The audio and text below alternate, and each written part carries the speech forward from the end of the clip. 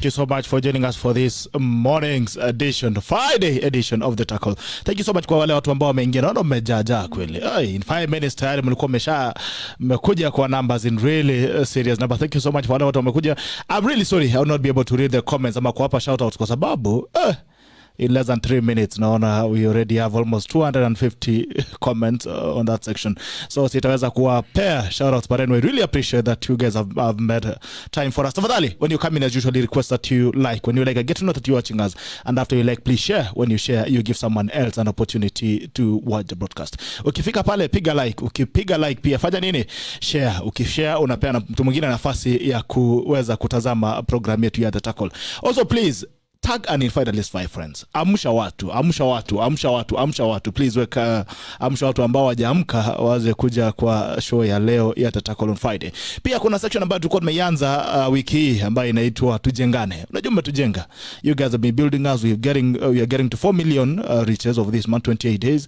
Na engagement zenu inaelekea milioni 3 pia. So we really appreciate mmetujenga, and we want also to build you. Kama kuna biashara ambayo unaifanya, tafadhali utuambie ni biashara gani unaifanya wapi? Now, what are your contacts so that the members of The Tackle show can be able to also promote you? Tafadhali ukifika pale, piga like, piga share. Kama kuna biashara pia, utuchapie, utuambie ni biashara gani unafanya. Kabla tujaenda sana, takimbia pale kwa Lucia haraka kwa sababu mgeni wetu ameingia. He's a very disciplined guy.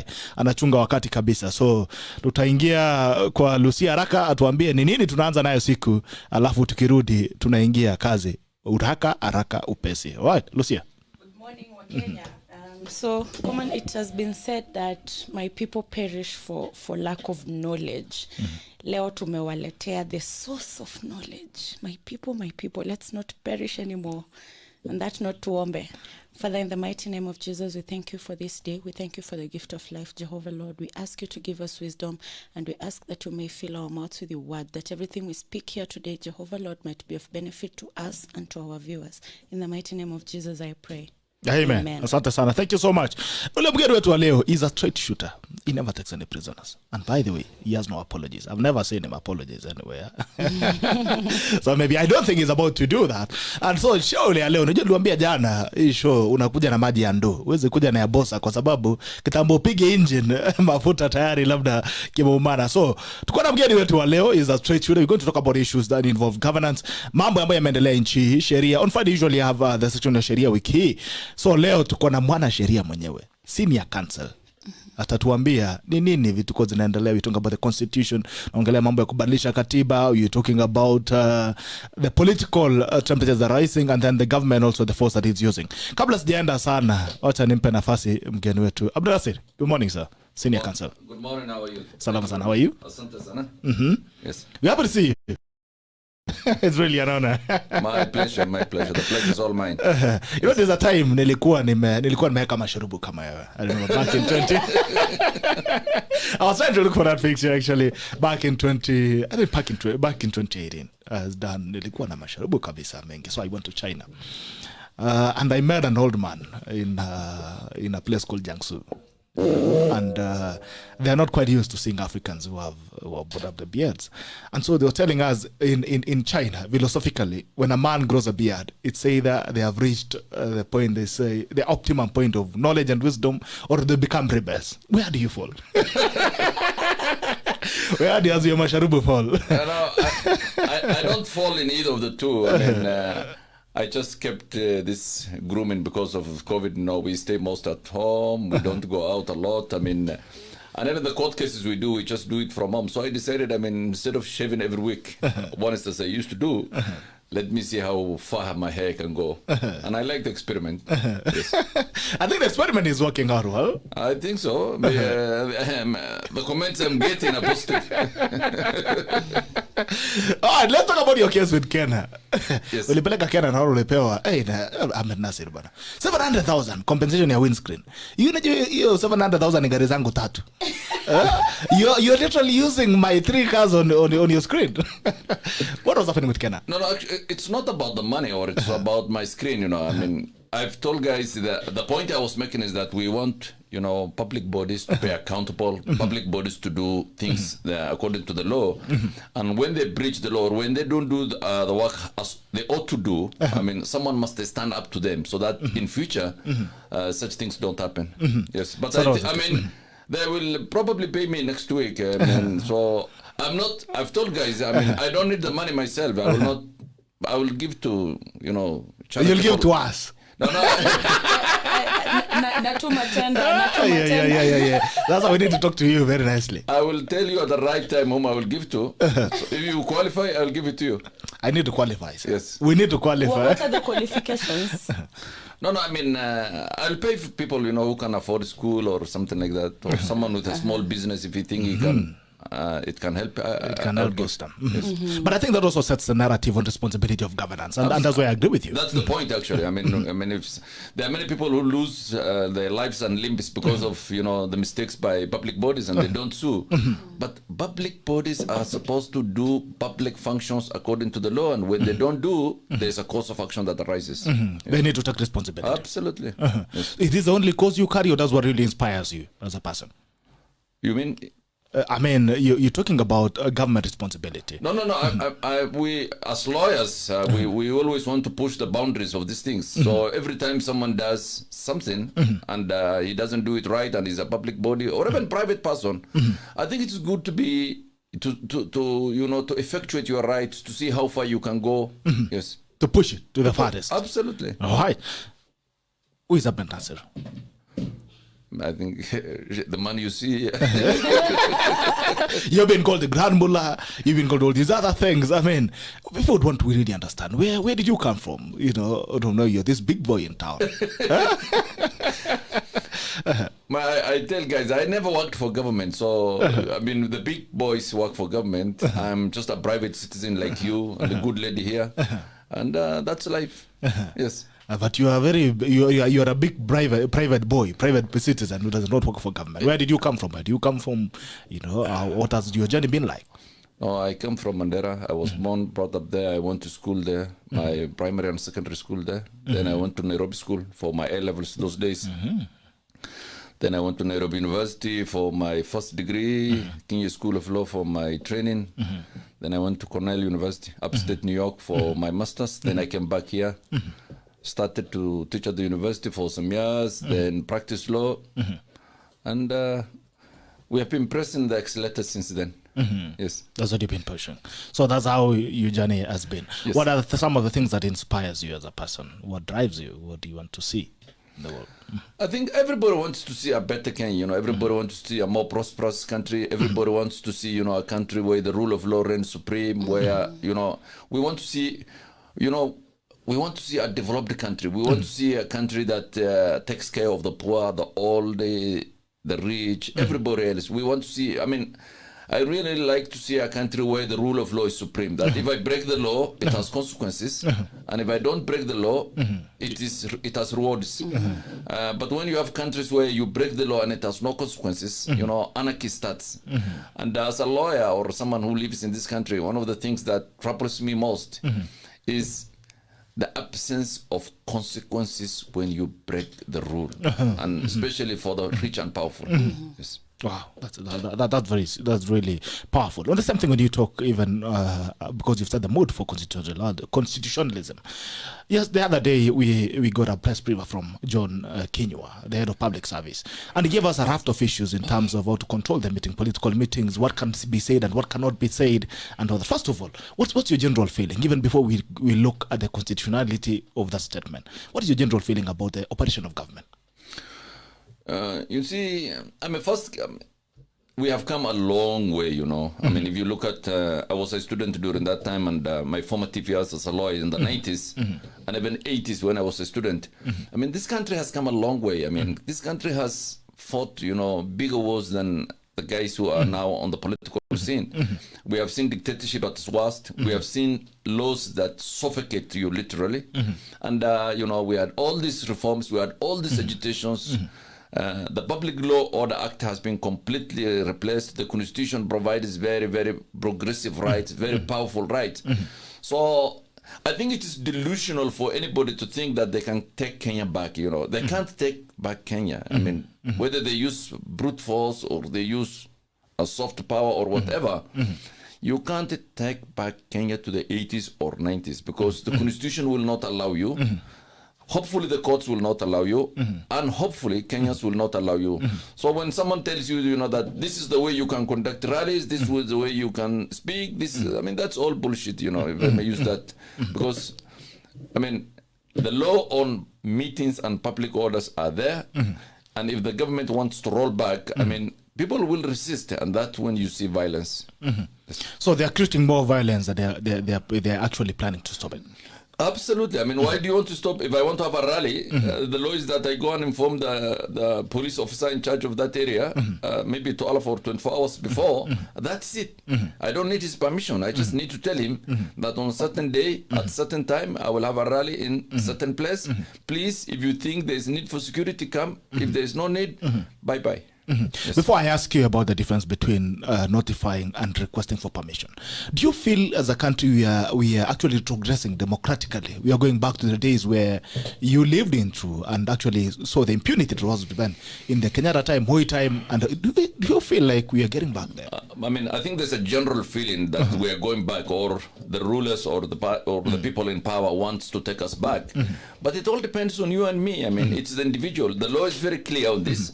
I mean, they can use force or power once in a while, but the law empowers the people of Kenya to exercise their rights in a very, very liberal environment.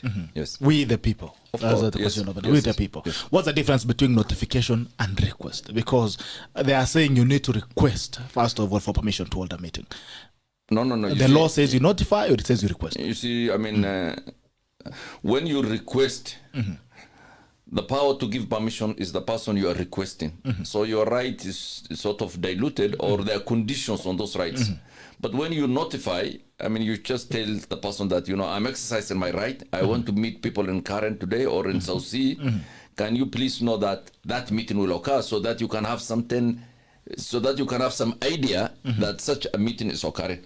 So, but if you say that, you know, you will make a request, he will look into it, he will decide. You are at the mercy of the person. Absolutely, your right is I mean, it's circumscribed. It's sort of limited. I mean, it's no longer right. It's a condition. It's a privilege. It becomes a privilege because that other person decides. Yes. So we are at the mercy of the people that we want to request permission for. Actually, we are not at the mercy, because the law does not give them those powers. They are usurping powers they don't have. Yes. All right. Now let's talk about Kenya. Was Kenya in a position actually to speak the pronouncement that he spoke constitutionally? According to Constitution, does he have those powers to prescribe the things they prescribe? I mean, he's the head of public service. I mean, I think the functions of the head of public service are all known. And I think is it chief of staff or something, I don't know. But I mean, but you know, that's a public law and order. And the problem with Kenya is that, you know, people whose functions, you know, all these are the functions are given to people. When it comes to law and order, when it comes to enforce all those things, the buck stops with the Inspector General.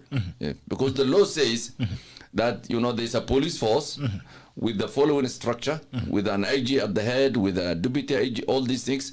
The function of a policeman is like this. The function of when you are in charge of a police station.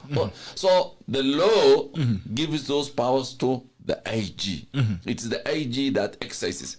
But in Kenya, you know, because of certain dynamics, it's the civilians in charge of the police force that exercise those powers. Yes. So they just, I mean, the IG, instead of exercising his power, is instead ordered what to do. You know, take policemen there, stop a rally, do this, do this.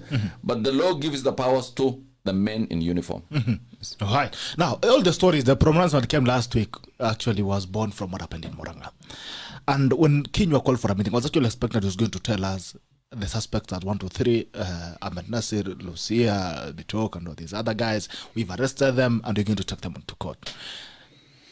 Why are they not arresting these guys? Why is the conversation changing from who did the crime to new rules of containing the meetings? Why can't the government arrest people? Where is the police? Where is the intelligence arms when all these things are happening? You see, the problem in Kenya is that the law is being enforced selectively. whether it is in Muranga or it is in Kakamega. I mean, you will see, for example, in Kakamega that when Boni Khalwale wants to organize a rally, I mean, his rally is always tear gassed and the police charge and the guys are arrested and even him, he has several court cases. But when the governor of Kakamega organizes a rally, I mean, nothing happens to him.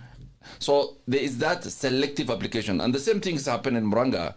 I mean, one group, you know, came with buses, invaded a church. So it's the guys who are in the church that are being arrested. So when you apply the law selectively because of the political dynamics of the country, you lose credibility as government. You know, nobody takes you seriously. And once people lose faith in you, I mean, you'll have, you know, a corrosive erosion of your authority. And that's precisely what's happening, because the Kenyan public don't see the government as a fair arbiter of what's happening in the country. Yes. Wow.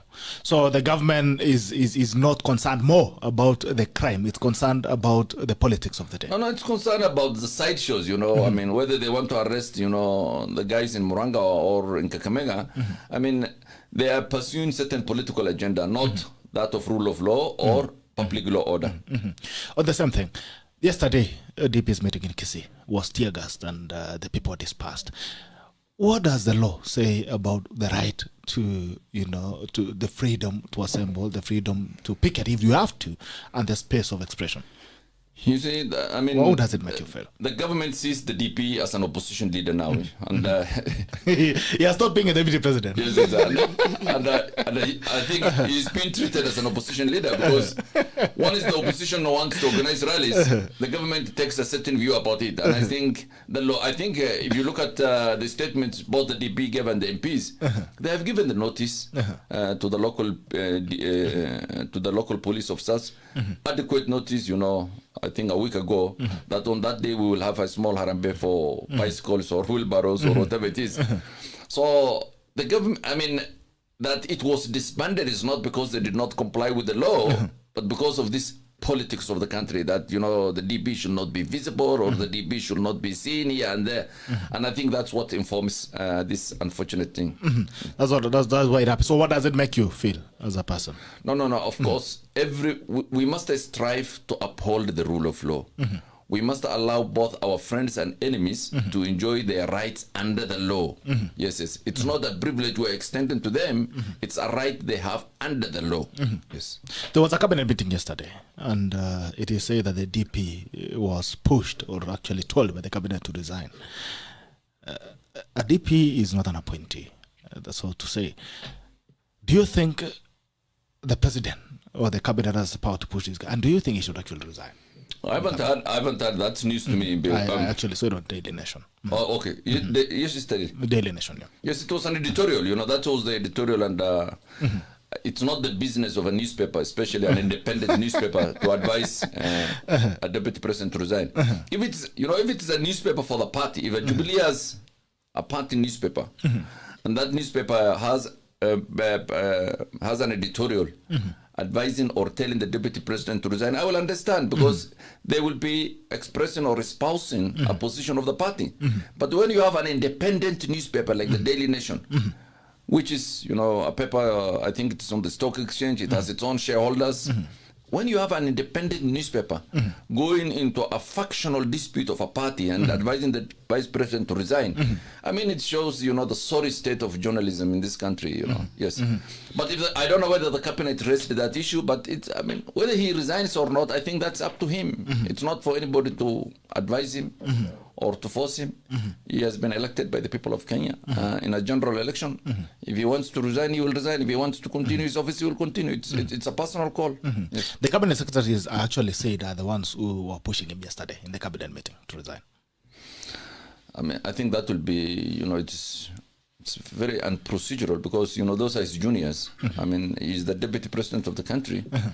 And the cabinet, although there's a collective cabinet responsibility, I mean, that's not their call. But, you know, that, I mean, they must have been told to say, if at all it happened, I mean, I don't think a cabinet minister on his own motion can tell the deputy president to resign.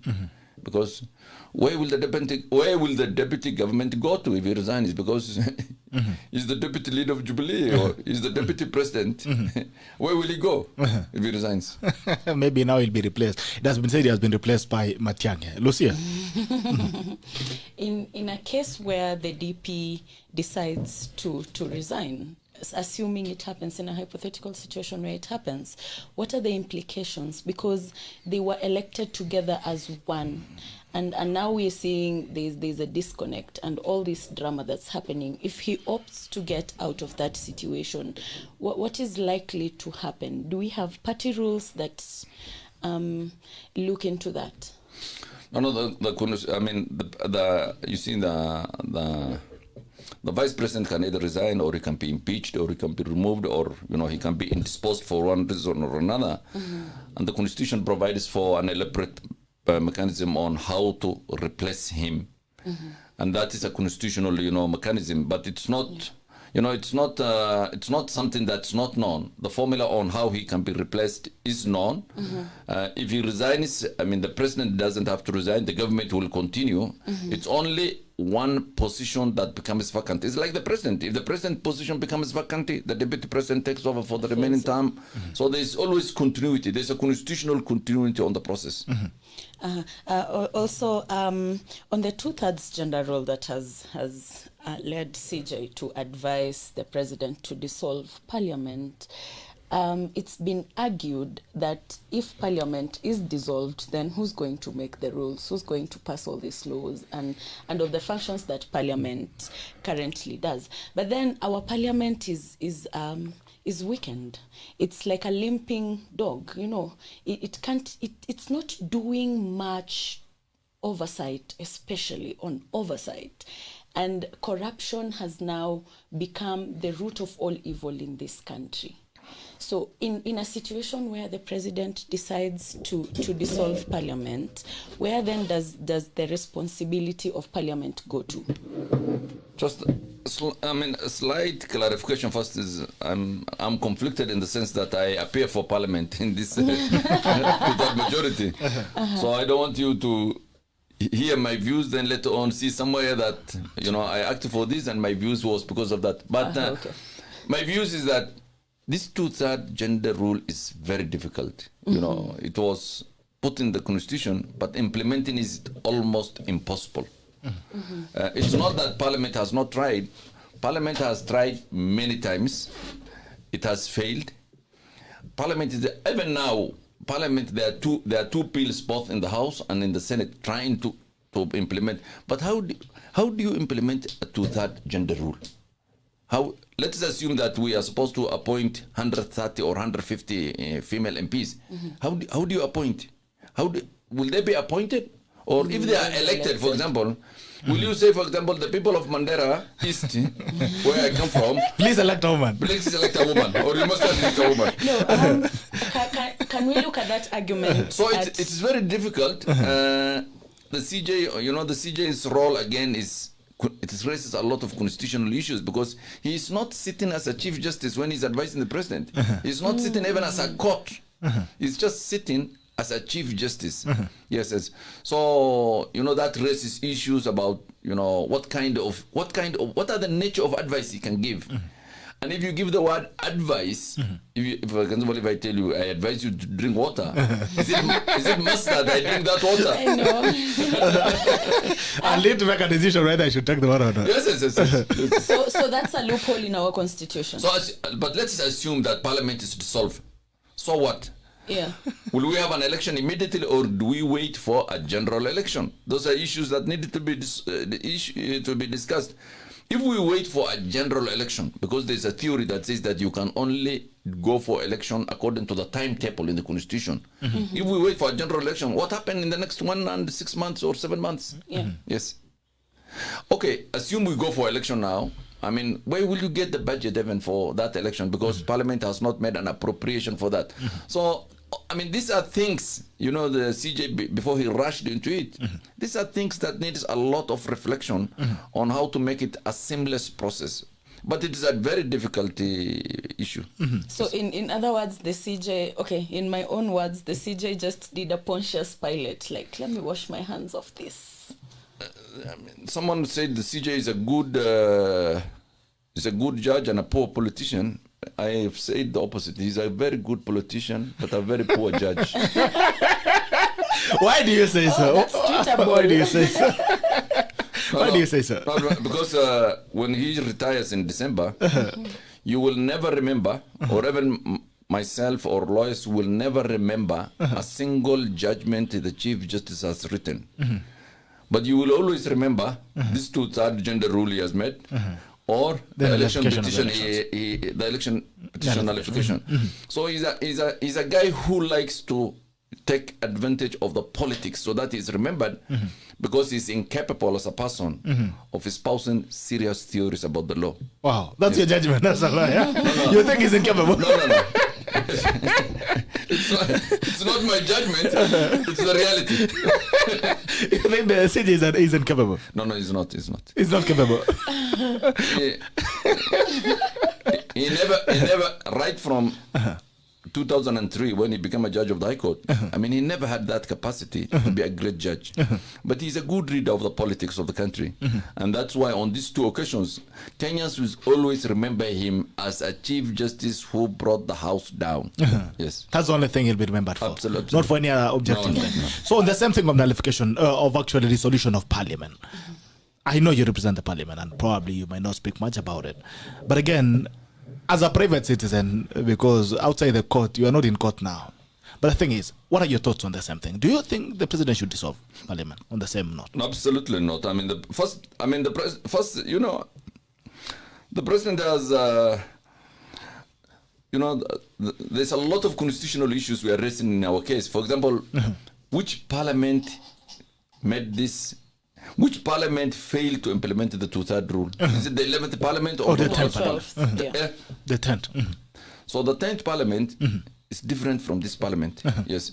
You know, that parliament had X, Y, Z as members. They had a term of 5 years. They have served their term. They have gone. And in law, we don't have succession. You know, one parliament is not a successor of the other parliament. Even bills that are on the table of the house, when they are dissolved, you know, they die. So you have to start afresh. So there's that issue. I mean, are you punishing this parliament for what the previous parliament did? Yes.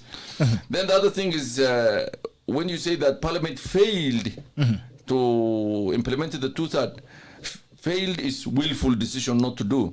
I mean, parliament has tried so many times. I mean, for example, if a bill is lost on the floor, it's not a refusal to implement. But even now, as we speak now, there are bills in both the Senate and the House trying to implement the two-third. But it's a difficult process because it's fairly impracticable unless we bring, you know, proportionate representation, and we say that, you know, when we count the numbers, there's 150 women MPs. The parties will elect or nominate according to their numbers from a list they provided before the election. I mean, maybe that's the way to, but it's not easy. I mean, it needs a lot of thinking and a proper structure on how that can be implemented. Because don't get me wrong, doctrinally, I have no problem with having more women in the house. Whether that will be good or bad, I don't know. Yes. But again, what do you think on the gender debate in itself? Because the constitution is it's funny, they say the constitution is clear, but I think it's never clear. Because now when you talk about the two-third gender rule, where do you achieve it? Because elections are democratic, you know, and actually they say women are the greatest voters. Their numbers are big in terms of voting bloc. Why is it they cannot elect women? And when we have this conversation on gender balance, is it an issue of democracy or dictate? No, I mean, this is a very difficult question, you know, whether, I mean, there's a lot of debate we had on this gender rule. I mean, the points you are raising are valid, but, you know, women also as a group, I mean, they are oppressed, whether in the family or in the business or in politics. So it's a good idea. It's a good idea to empower women. I mean, everybody is for it. Because, I mean, if you look at our societies, I mean, there was time, you know, certain people never used to take the girls to school. There are certain times girls used to be married at an early age. So it's a good idea. I mean, there are communities, for example, you know, like the North, who are disadvantaged. It's always good to have an affirmative action. But let us do it in a way that is very practicable. Like, you know, we have already 47, you know, women representatives from the counties. Maybe we should have said every county should have 2 or 3. 2 or 3 women. She's very passionate about the issues of women. All right, bring it up. I know you're about to shoot. I'm a woman. No, it's been argued that this 2/3 gender rule should be applied from political parties, an argument that I totally support. Because when you look at how political parties function, men tend to be favored by, I don't know, that's true. systemic or by true. structure. So it is very important that political parties need to sit down and ask maybe women from Mandera the challenges that they are facing as women from Mandera and why they're not able to vote. And I like saying this. For a man, it's easy for you to stay out up to 3 a.m. But for a woman, it's almost impossible. I cannot be out at 3 a.m. discussing politics with fellow men. And that sidelines me already. So, How then do we get our political parties to adopt this? Because they're rogue. It's like a personal private entity that belongs to someone. No, but I don't think you are right to blame men when it comes to political parties, because I'm not really blaming men. I think it's a systemic structural issue that has trickled down over the years. It's not basically a men. No, but I agree with you to a certain extent. That's where the solution should start. But you see, political parties in Kenya are not just a political enterprise. They're also financial enterprises. I mean, when you form a political party, it is people who are rich who can form. When Uhuru formed, for example, TNA, I mean, he formed it from the scratch. He put a lot of money into it. When Ruto formed the URP, similar resources went to in. And even Raila, when he formed his ODM, similar resources. So, I mean, first, women with those kind of resources are not many in this country. But also, whether they want to invest in such an enterprise is also not very certain. But I agree with you that the place to start this process should be from the political parties. You know, like ensuring that the political parties either give nomination papers to certain number of candidates or something like that. Okay. On the same note, away from women, what do you think about the lack of a majority of professionals in politics? I've heard the story that politics is dirty. They'll drag you through the mud. So we don't have a lot of professionals, and this leaves us in a very peculiar position because now we get people who are not so professionals to make decisions for people who are professionals. You know, it's a bit disturbing that a lot of intelligent people will just sit and be okay with having someone who's not that intelligent per se represent them. And then that means you're not actually represented. Because let me give you an example. With no malice, when Mr. Igade resigned as the deputy governor for Nairobi County, there was a joke going around saying that he's thinking of creating an overpass and bypasses to ease traffic in the county, while his boss is thinking of giving gunia mpya kwa hookers. So it's an ideological difference that then brings this clash. The point we should appreciate is that politics itself is a profession. Oh, well said. Well said. So you don't need an overlapping profession. You don't know. You don't need to be another professional. Yes. I mean, the example of Igade. I mean, Igade is an economist or is a financial man. That's his profession. So he could not prosper in the current political environment of City Hall, whereas Sonko, whose profession is politics, and the politics of Kenya, giving this, taking this. He is prospering so much because he is in his forte. That is his politics. That is his profession. So, but let me. The point I always tell Kenyans is that if you are for example, I'm a lawyer. Why do I want to go to politics? I mean, I have made whatever I want to make in life. I have achieved what I want to achieve. The main reason why Kenyans go to politics is to make money. There's nothing else. I mean, look at everybody. There is nobody who goes to politics to make noise or something. You go to politics to make money, and big money, Whether you are the president, whether you are the deputy president, whether you are the leader of opposition, people go to politics to make money, to exercise leverage, to exercise power, to, I mean, look at the richest Kenyans. Who are the richest Kenyans? Politicians. Politicians or civil servants. Yes. You will never see someone from Kiambu or someone from Eldoret, maybe one or two, who is a businessman, who started from the scratch, opened a shop, bought matatus. They are there, but they are 1%. But if you see, for example, a former central bank governor or a former, governor of county or this, I mean, they are rich. They are filthy rich. Where did this money come from? They stole from the government of Kenya. Yes. This money people are these rich politicians, and I feel sorry for them. Because I was told once, there is someone who was Rolls-Royce Phantom, it's about 100 million shillings. Wow. Yeah. But he can't drive during the day, he drives at night.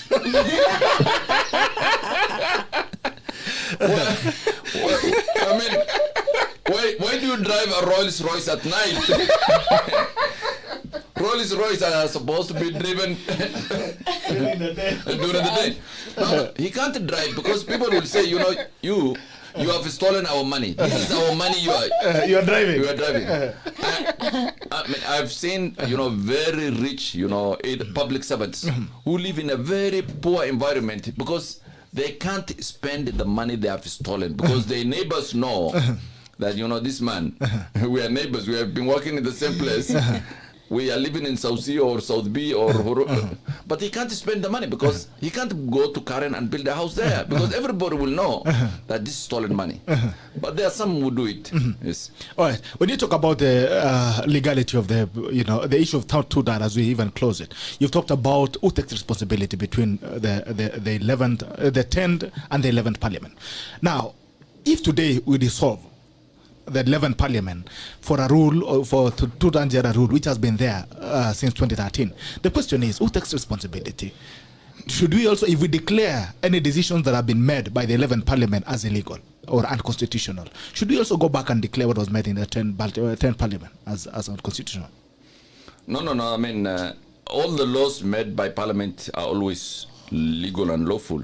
I mean, the fact that they have not complied with they didn't make one law on gender two-third rule doesn't make them illegal. I mean, everything is legal. The two-third, as I said, the gender rule is, it will be with us for some time. It may be easier to remove it or to see how it can be implemented better.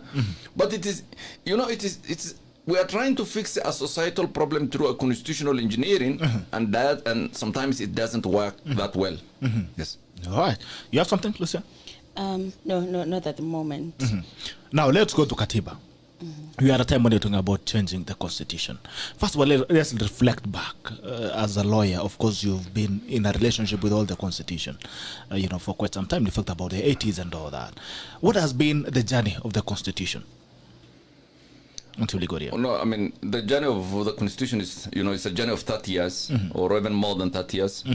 I was a student when this constitutional reforms started, in the 80s and 90s. And I sort of lived some of it because, I mean, I was at the university when people were fighting over this.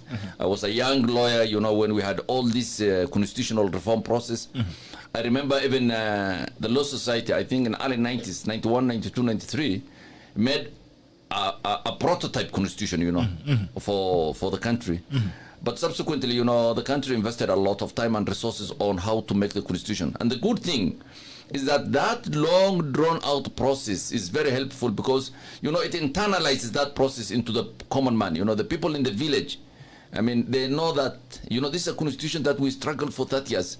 So, because of that duration, it becomes an integral part of our lives, We will become proud of it. We have lived that process. We have seen it. We have seen the struggle. Unlike other countries, there are some countries who take it like 6 months to make a constitution. When you make it in a short time, I mean, it's not owned by the people, it's something imposed on the people. So the good thing about the Kenyan constitutional process is that, it was owned by Wanjiku, it was made for Wanjiku, and it's Wanjiku that made it in a referendum. So it is a very, very indigenous, it's a very local constitution. And because it was contested, there was a lot of fight over it. You know, there was a referendum that was lost. There was the Khalifi draft, the Bomas draft, all these drafts, the committee of experts. At the end of the day, we got a constitution that is fine by many standards. I'm not saying it cannot be improved. It can be improved. You know, like how to implement the two-third gender rule. There are certain issues about the courts. You know, lawyers, we want it to be addressed. There are certain issues about parliament. You know, how to make it stronger, because parliament has lost, you know, that strength, that vibrance. We have now also seen about, you know, constitutional commissions, you know, how to make them stronger. There's a lot of things you can improve. But if you want to improve the constitution, involve the people that it's made for. You know, when I've said many times, BBI, my biggest problem with BBI is that, you know, it's a handshake deal, you know. Uhuru and Raila, as if they own this country, you know, shook the hands and said that we will change the constitution. I mean, who the hell are they? Yes.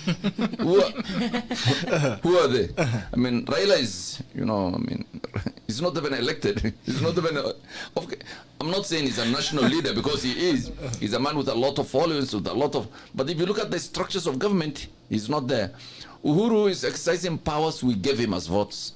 If he wants to do a fundamental change of the structure of government, he must come back to us and say that, you know, I want to change this, I want to change this, help me change it, and that is it. This idea of, you know, the top people talking down to the people at the bottom is not how to make a constitution. It will divide the country, and it will be a vicious division.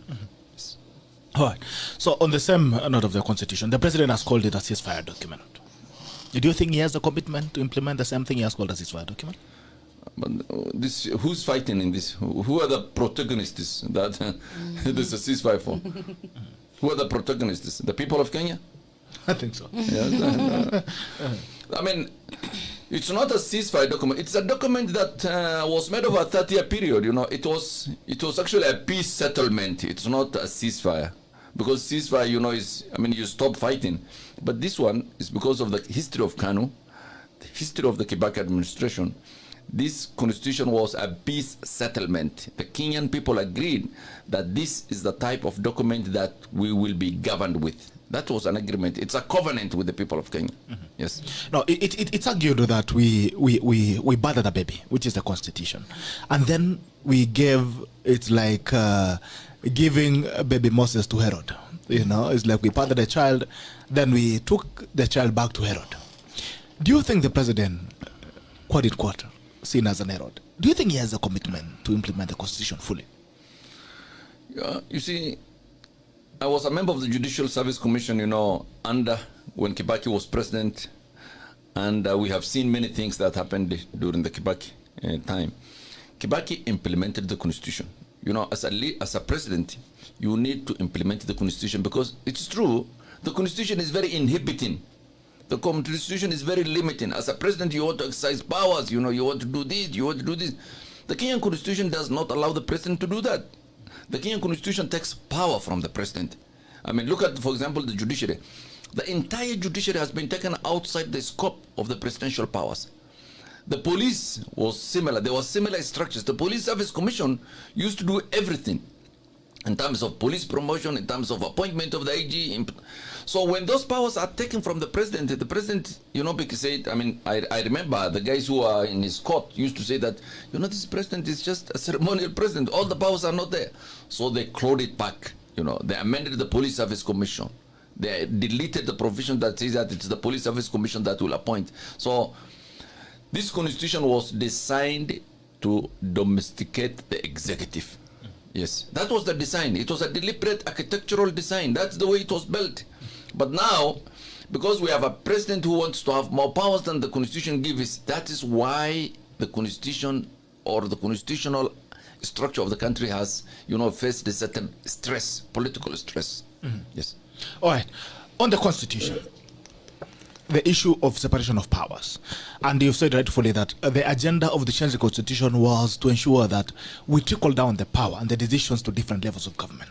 As we speak, the CJ, whom you've said is very incompetent, has complained. No, I didn't or you said he's incompetent, not very incompetent, just incompetent. I didn't say he's not incompetent. I didn't say you said he's incapable. Yes, I said in terms of the particular issue I was addressing, yes. So he's not generally incompetent or incapable. Just on a certain issue. You're very sharp. All right. Now, the thing is, we talk about the separation of powers. The CJ has complained about the influence by the executive. And also, when you talk about the abuse of structural government structures, even the police who are being used right now to play political games and all that, the Constitution clearly gives them independence and indemnity in the way they operate. Do you feel there has been undue influence by the executive? You're looking at the militarization of parastatals, militarization of government arms, even militarization of a civilian government in the case study of Nairobi County. Do you feel the executive is still living in the era of the executive presidency? You see, I mean, Uhuru is, I don't think anybody is born a dictator. I mean, and when you give people positions like we have given Uhuru, we gave him with certain job description and certain prescription. It's a prescriptive office. I mean, you tell them, this is what you are doing under this circumstance. But Uhuru has the fortune or the misfortune of changing the structure of politics in this country. One is that he has co-opted the opposition into government. I mean, Raila is part of government, whether you want him or not. He can say he's not part of Jubilee, but Raila de facto is part of Jubilee. He's part of government. I mean, he sits in meetings in the State House. You have seen some pictures of him in the State House where he sits next on the right-hand side of the president. He attends meetings. I think there was a place I'm told he was telling Kenyans that nowadays I don't have to shout, I call the president when there are issues. So when the opposition becomes, assume Raila runs for president. I mean, he can't talk about how bad government is because he's part of this government. He has to talk about what this government has done. The roads they have built, all these things. So, quite an interesting time to be alive. So, yes, Uhuru has brought about that dynamics of the opposition being absorbed into government. Then if there was sometimes there's a lot of internal, even in a democracy, even within government, there's some, internal democracy, there's a lot of challenge. The second thing Uhuru has done is that he has taken the deputy president out of government politics. So the deputy president cannot challenge him or even advise or say that, this is the way we can do things because he's not in the picture. The opposition is in government. So Uhuru is, he's an emperor now. He's a king. So, there's nobody who can challenge him. The only place the government now can be challenged slightly is the courts, this litigation, the civil society or lawyers do. And you have seen also that because look at the county government, the Council of Governors. The Council of Governors used to be a very strong institution. But because the Council of Governors now, the governor is part of ODM, ODM is part of government, they can't even challenge the government. So we have a concentration, sometimes illegal power, sometimes lawful power, all in the hand of the president. And that's why, Uhuru is doing all these things, appointing military here, taking over functions of Nairobi City Council. It's a very interesting times, but it doesn't argue very well for our young democracy. Yes. So do you agree? Do you think he's doing the right thing by militarizing government arms and taking away civilian government? Also, Badi now sits in cabinet, by the way, which is against the constitution. At least, I'm not a lawyer, but at least I read a bit of constitution. What does that mean? And there's nobody who's calling the president out. You see, everywhere in the world, especially in civilized countries where democracies prevail, the job of the army is to remain in the camps. Unless the country is fighting war, they are supposed to be in a camp, a military camp with their own chain of command. Badi adds nothing into the running of City Hall. He's not an expert in management. I don't know his background from being an Air Force pilot. I don't mind him being given that job, but don't give me the crap that, Badi will change Nairobi. He won't change Nairobi. It's only that a lot of things are now being done. A lot of contracts are being issued without following the normal civilian process. There are no tenders. There's no competitive bidding. You can commit the City Council of Nairobi to a 10 billion project without any oversight. And yes, without any oversight. Have you seen the trucks they bought the other day? There were so many trucks. They are doing a lot of things. I'm sure there is something positive that will come. I'm not saying that, they're not doing some jobs. Some good things will come. And anybody can be an improvement on Sonko, you know. But one version, Sonko 2.2. No, but, or 2.1. But you know, we can do all these things the president and body are doing while following the due process of the law. Competitive tendering. I mean, you know, there's a rail. You know, it's a 25 billion project. It's a 25 billion project. Where is the oversight? Who are the local contractors? You know, I mean, there's a lot of things, but you know. And where is the danger? Because when you look at it, like yes, sir, is that now, in case you have the questions that you're raising now on terms of procurement processes, and the law is very clear on how procurement is supposed to be done in government. There's a procurement act that stipulates how procurement should be done in government. In this case, we don't know where the cabros are coming from. We don't know where the lorries and the vehicles are coming from. We don't know who is going to build the railway. If in case tomorrow we feel as a people that the management of Nairobi County has been done outside the law, now do we take Buddy to the barracks to go and question him, or we come and question him on a civilian law? No, it's civilian, because I mean, what he's doing is there's an element of, I mean, he's doing this job. He's not doing in a camp. He's doing in the city council in the city of Nairobi, and people who live in this city. He's doing it. He's allegedly doing it on our behalf, and because of that allegedly doing, we can always contest it. But I agree with you. I mean, there's a lot of things that's happening in this country that we are, you know, we are putting a military canvas, you know, to hide what's happening under it, and that is very improper in my view. Yes. In your opinion, what do you think is the intention? Deals. It's about the deals. I mean, what else? I mean, you see.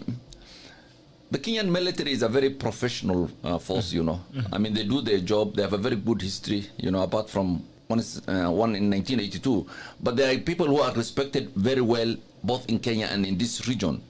So, but they are good in the job they do, you know. They are not good. I mean, suppose today the president appoints a general to run, you know, one of the banks in this country. I mean, that's not what they are trained for. So General Badi has not been trained to do the job he's doing in Nairobi. But the whole idea is to remove civilian oversight of what is basically a military operation. Yes. All right. Last thing on the Constitution. What is the danger of turning the Constitution into a marriage certificate? Like me and AHMEDNASIR now, we greet each other. We say we are in love politically. Now let's change the Constitution to make us happy. Because it's a document that is supposed to be a document of posterity. It's not about a few people who come and go. Raila Odinga and Uhuru Kenyatta might not be in the picture 5 years to come.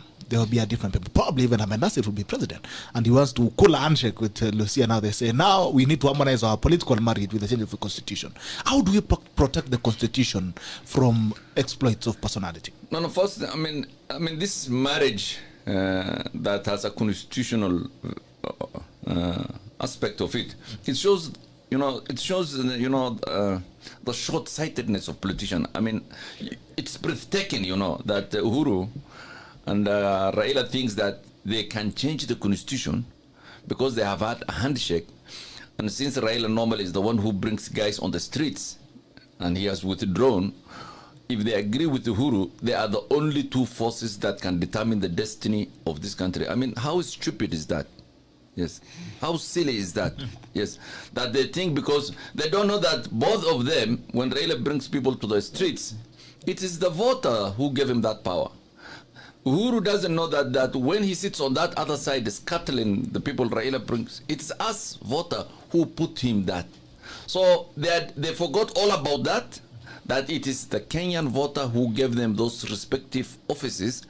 And they think now that because the two of them can create, you know, a political hegemony that decides the fate of Kenya, we can amend the constitution. I don't think a constitution has ever been changed for such selfish personal interest like the one we are seeing between Uhuru and Kibaki. It is so personal, it is so private that a constitution can be changed to accommodate, you know, these new dynamics between these two individuals. That we have gone, that is shameful in my view. Mm-hmm. Yes. Are you worried on the future of this country? Of course, I'm worried. You know, when two men, you know, decide that they can change the constitution because you know, the argument they say is that Uhuru had 8.5, Raila had 6 point something. They have the country. They don't know that all those guys have left both sides. They have already started. All right, before I roll it, Lucia, you have something to get up. Yeah, on the same issue of the constitution, Lady Atsango Chesoni was here and she told us that it's not in the interest of governments to implement constitutions that are pro-people. And our constitution is very pro-people. So does it matter who we have in government? Because our constitution is very strict. Whoever comes, it's not going to be in their best interest to implement it, especially Chapter 6. And this forms the basis of all my problems in this country.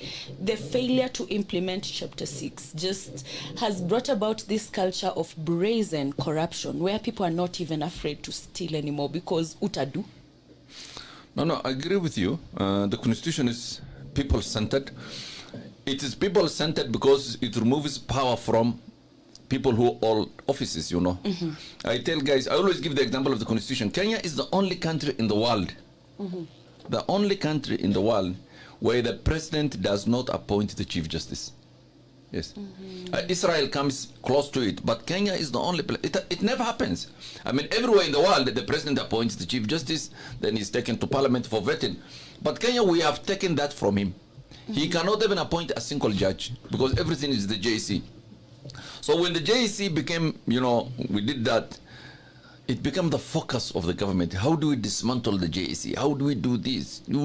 I was in the JC the first time. We were disbanded. We were taken to parliament. Parliament said we are crooks. We were so that is where government and the constitution collides, because the government wants to exercise powers, you know, that are limited. The constitution says no.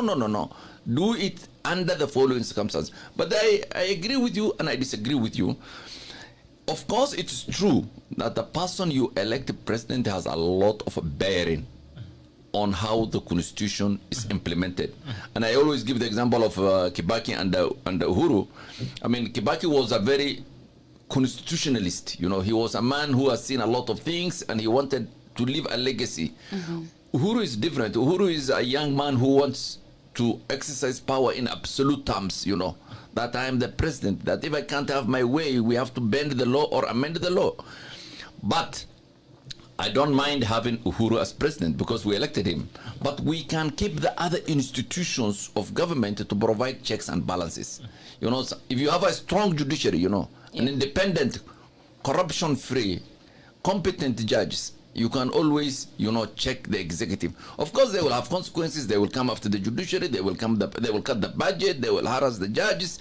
But that is something we have to leave. That's the part of our job description.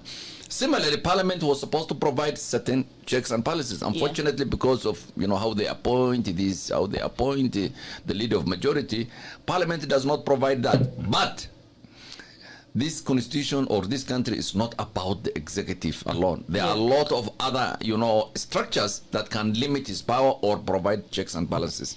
On that note, there is a provision for the CJ to advise the president to dissolve parliament. Is there a provision for someone somewhere to advise parliament to impeach the president? Because I actually think in the situation we are in as a country, it's parliament that should impeach the president, because our president is acting like a rich, spoiled kid mwenye amenyanganywa sweetie, you know, like he's been having this toy and he doesn't want to share it with the fellow children that he's playing with. Ame create monopoly around his toys, yet he wants to play with the toys za watoto wengine, but he doesn't want those kids to play with these toys.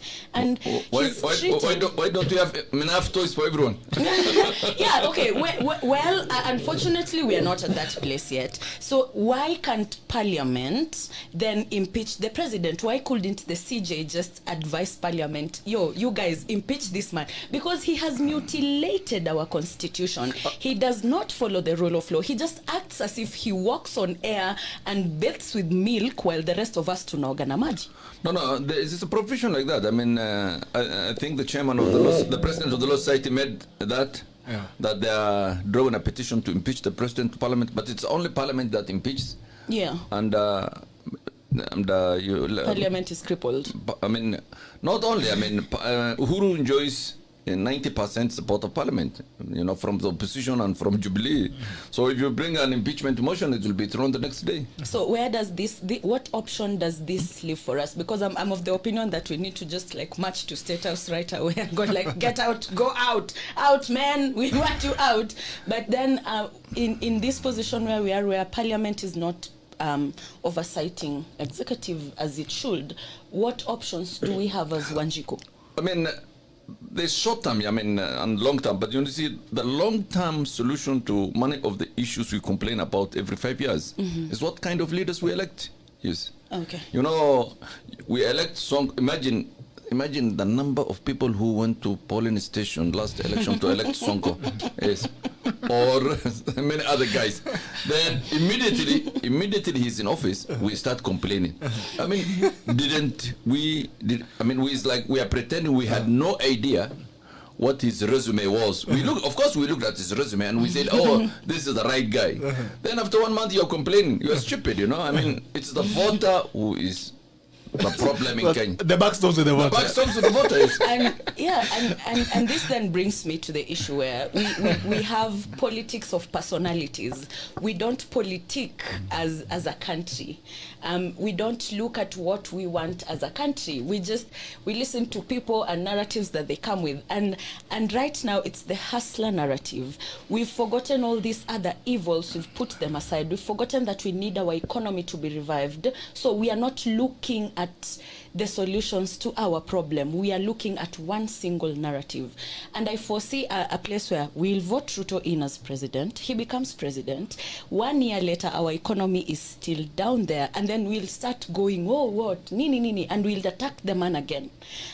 How do we change the narrative from politics of personalities to envision a Kenya that's better, to reimagine a Kenya that we want, the Kenya that you would want your kids to be living in the next 10, 20 years? I mean, you know, I don't want to theorize on political theories, but you see, they say it when the middle class reaches a certain critical level. That's the time when a country now decides election on a very sober or issue based. When everybody is so poor, when people can't afford wheelbarrows, you know, when they can't afford, you know, small things like border, and someone provides for them, of course there will be that hysteria about it. And I mean, it's our politics. I don't think we can avoid it, but I think we can educate people to ensure that, you know, if you elect X, these are the consequences. Yeah. If you elect Y, these are the consequences. Of course, again, you know, Kenya is a tribal society. You know, everybody. I mean, there is a Luo. Someone will decide for the Luos how to vote. The Luyas, someone will decide. The Kikuyus. So that's the unfortunate thing about it. But I think Kenyans should stop this complaining about politics and politicians, because they are the ones who create this situation. Yes. Yes. All Kalenjins now are. What are you trying to say, Grandmother? I'm saying all colleges are now wheelbarrow. So after 5 years, if we elect Ruto, let them not complain and say, you know, wheelbarrow can't move at this speed.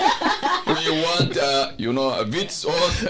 No, it's actually, they're going actually to say, oh, we were given wheelbarrows, but they did not give us grease. So the wheel is stuck. Yes. And that is what we do as Kenyans.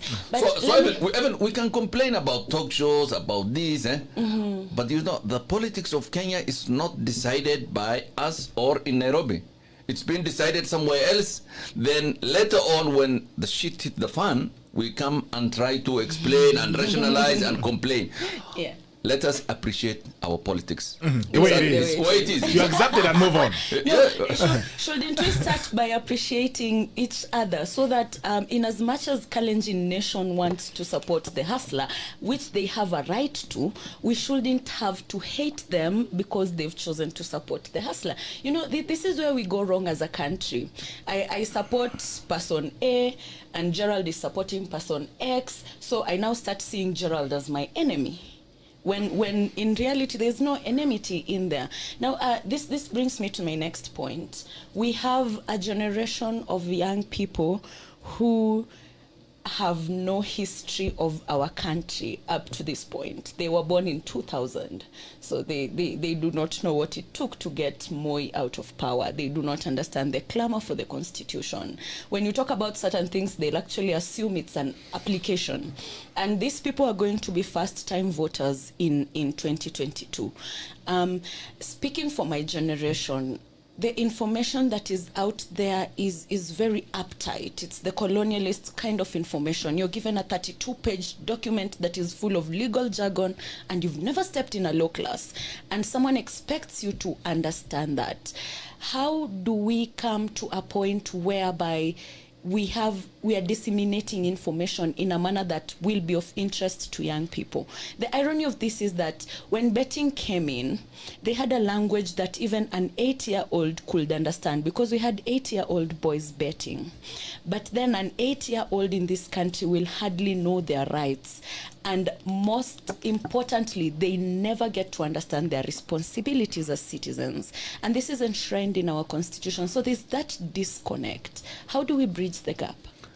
No, but I think the mistake you are making in your analysis is that, there are different generations. Yeah. They work in a different ways. Yeah. I mean, if you look at me, I came from Mandera. I have grown in a certain environment. When I see my kids, I think that they are soft, or they don't know things, or they don't know this, but they are operating at a completely different level. Yeah. And they have their own difficulties. Yes. Totally different circumstances. But you underestimate them because you are judging them according to your past environment. Your own problems. Yeah. Yes. You're using your own that is problem. You want them to be hustlers. To walk without shoes. Yes. You want us to have an 8-to-5 job. Yes. They will not, So, I mean, these guys, these young guys, they are way ahead of us because of the technology, because of this. I mean, so they know all these things. I mean, I have daughters who are, 9, 10, 11 years old.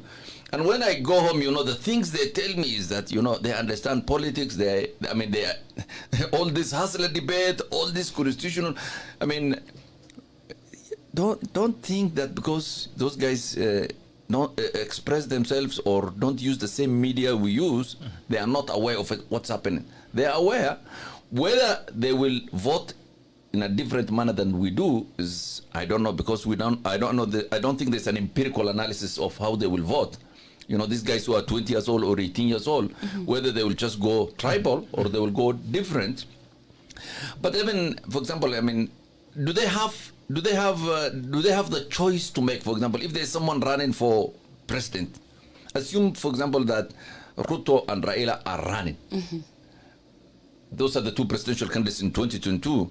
My son, who is 20 years old, who all his life lived just here in Nairobi, who doesn't know a lot of things, does he have enough choice to make between the two of them to see that this is different from this? Or will he just follow and say that, I had, or Ruto is the right man, or Raila is the right man? Is there enough difference between the two to inform a 20-year-old that there is a choice that can be made between the two? My view is that there's none. Is a 20-year-old child cannot make an informed decision that Ruto is better than Raila, or Raila is better than Ruto. I think the best way for him to vote is to toss a coin, yes, and say that head Ruto, tail Raila. Yes. But you see, that will bring us back to the same situation that we are in. And you see, actually, the point I was making is that the product is not. I mean, the quality in that product is not enticing enough to the voter to make an informed decision. Okay. All right. Okay. Before we flip now to Tangia Siasa, I hope you mind that. Now, before that, let's talk about law. What is the danger of making laws for people? Because when you look at the Security Bill of 2014, it was seen to have been made to term Raila Odinga. Today, they are making laws to term William Ruto. What the hell goes on in this country? And I think the biggest mistake you make when you are in power is to think that you will exercise power in perpetuity or perpetually. I mean, they should learn from Moi. I mean, Moi was the most. I mean, he was a strong man. I don't think we will have a strong leader like that. But I mean, the last 10 years of his powers he was a pale shadow of what he used to be. I mean, everything was changed while he was there. Things were turned upside down. Power is temporal, you know. It's fleeting. It goes, one day you have, the next day you don't have. So what you need to have instead of making laws to tame X or Y is institutions that outlive you. Wow. Institutions that protect you even. Institutions that look after you so that nobody can come after you. The courts will say that, no, don't do this, don't do that, you can do this, you can do this. When you invest in institutions, you give the country some longevity. I mean, there is certainty that the country will progress. But when you base everything on personality, I mean, you are building things on a quicksand. I mean, it will give up and give up soon. Yes. Tuende kwa siasa. The culture of politics in this country, about saying A and doing Z. Uhuru Kenyatta 2013 wakashikana na ndugu yake William Ruto pale Nakuru Afra Stadium in April. I am trying to remember the date. And they said, we are brothers, we've shaken hands, now we are going to move this country together in a very peaceful way. Nipe yangu 10 na kupa yako 10. The culture of politics in this country is about use and dump. What is the danger? Because I'll be using you today, tomorrow I'll be using the other person. William Ruto was used, and with Uhuru Kenyatta has gotten his 10 years in government. He has now kicked him out, he's now having Raila. What do you make of the political culture in this country? And what does it make you? No, but... do you think Uhuru is a sincere man? No. When Uhuru and Ruto started that brotherhood, both of them knew that they will dump one another. It was not, Ruto is not stupid. Not to have known that Uhuru will dump him. He knew it. Everybody knew it. I mean, it's not, it's not use and dump, no. Nobody is used and then dumped. It's an agreement to be used, then we part ways. We use each other. We use each other. I mean, Ruto had a good deal. He was a deputy president. He appointed his friends. He ran around. That was the deal for him. That Uhuru, when he said, I will kumi yangu kumi Ruto, I mean, that was just a gimmick. And I can tell you that Ruto knew it. Everybody in Ruto's camp knew that Uhuru will renege on that. Yes. There is nobody who has kept a political promise in Kenya. And Uhuru is not the first one. So this, this sentimental grievance people have that, oh, this man has been used and dumped. No, it is a cohabitation. It's not love always, it is infatuation, political infatuation. Then it runs its course, after 5-10 years. The only mistake, Uhuru and I've said this many times, is that, he can do it in a more civil way than he's doing it, He can tell Ruto that, we had good time for 10 years. I'm retired. This marriage has been good. Yes. I will not support you for your presidency. I wish you the best of luck. That's what you should do. That's the best way to do it. But this thing of tear gas in this, you can end a marriage nicely, or you can just be dramatic about it. And I think Uhuru and Ruto have been dramatic about the end of their marriage. They can do it better. Thank you for actually saying to end the marriage. They're being dramatic. So do you think it's going to be different with Raila Odinga? Or Raila Odinga has also agreed to be used for the time being? No, the difference is that, the relationship between Raila and Uhuru, it's not a marriage, This one is not a marriage. This one is the time is shorter. I think it will run maximum. It's an entanglement. It's like, come we stay together. It's an illicit affair. We killed the cold together. It's winter. Yes, the expectation is not much. Everybody knows what is in it for him. Raila knows what is in it for him. Uhuru knows what is in it for him. There is no, Tano 5-5. There's no there. I think so. If they part, they will part very easily, and they will part very, amicably. There's nothing between the two of them. It's very short, arrangement.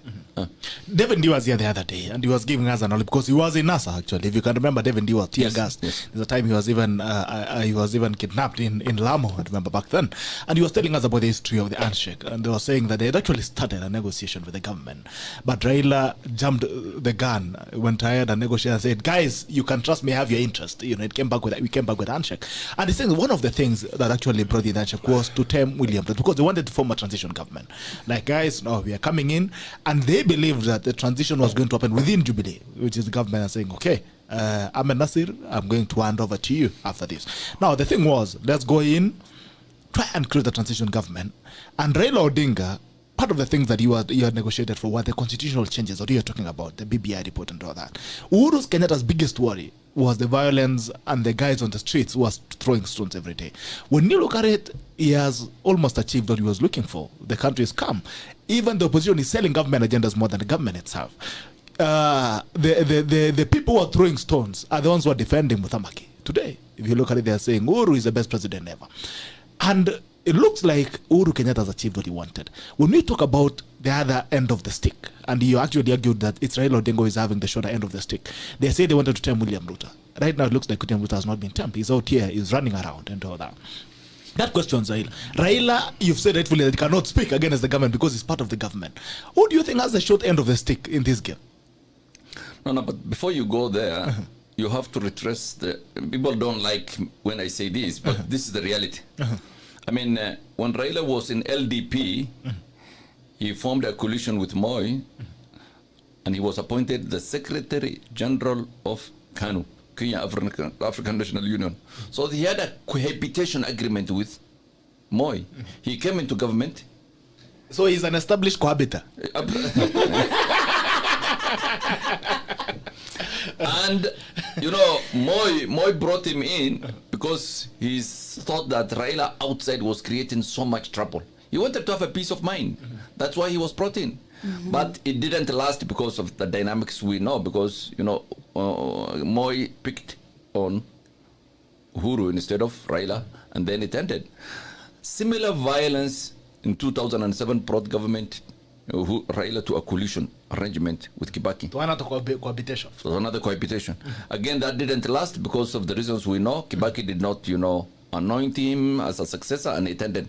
So the violence that, you know, came into the streets in 2017 brought about this handshake and this third cohabitation. So you can see there's a pattern of, you know, there's a modus operandi in terms of this. But these are just short-term things, you know. I mean, it's not supposed to be a long-term.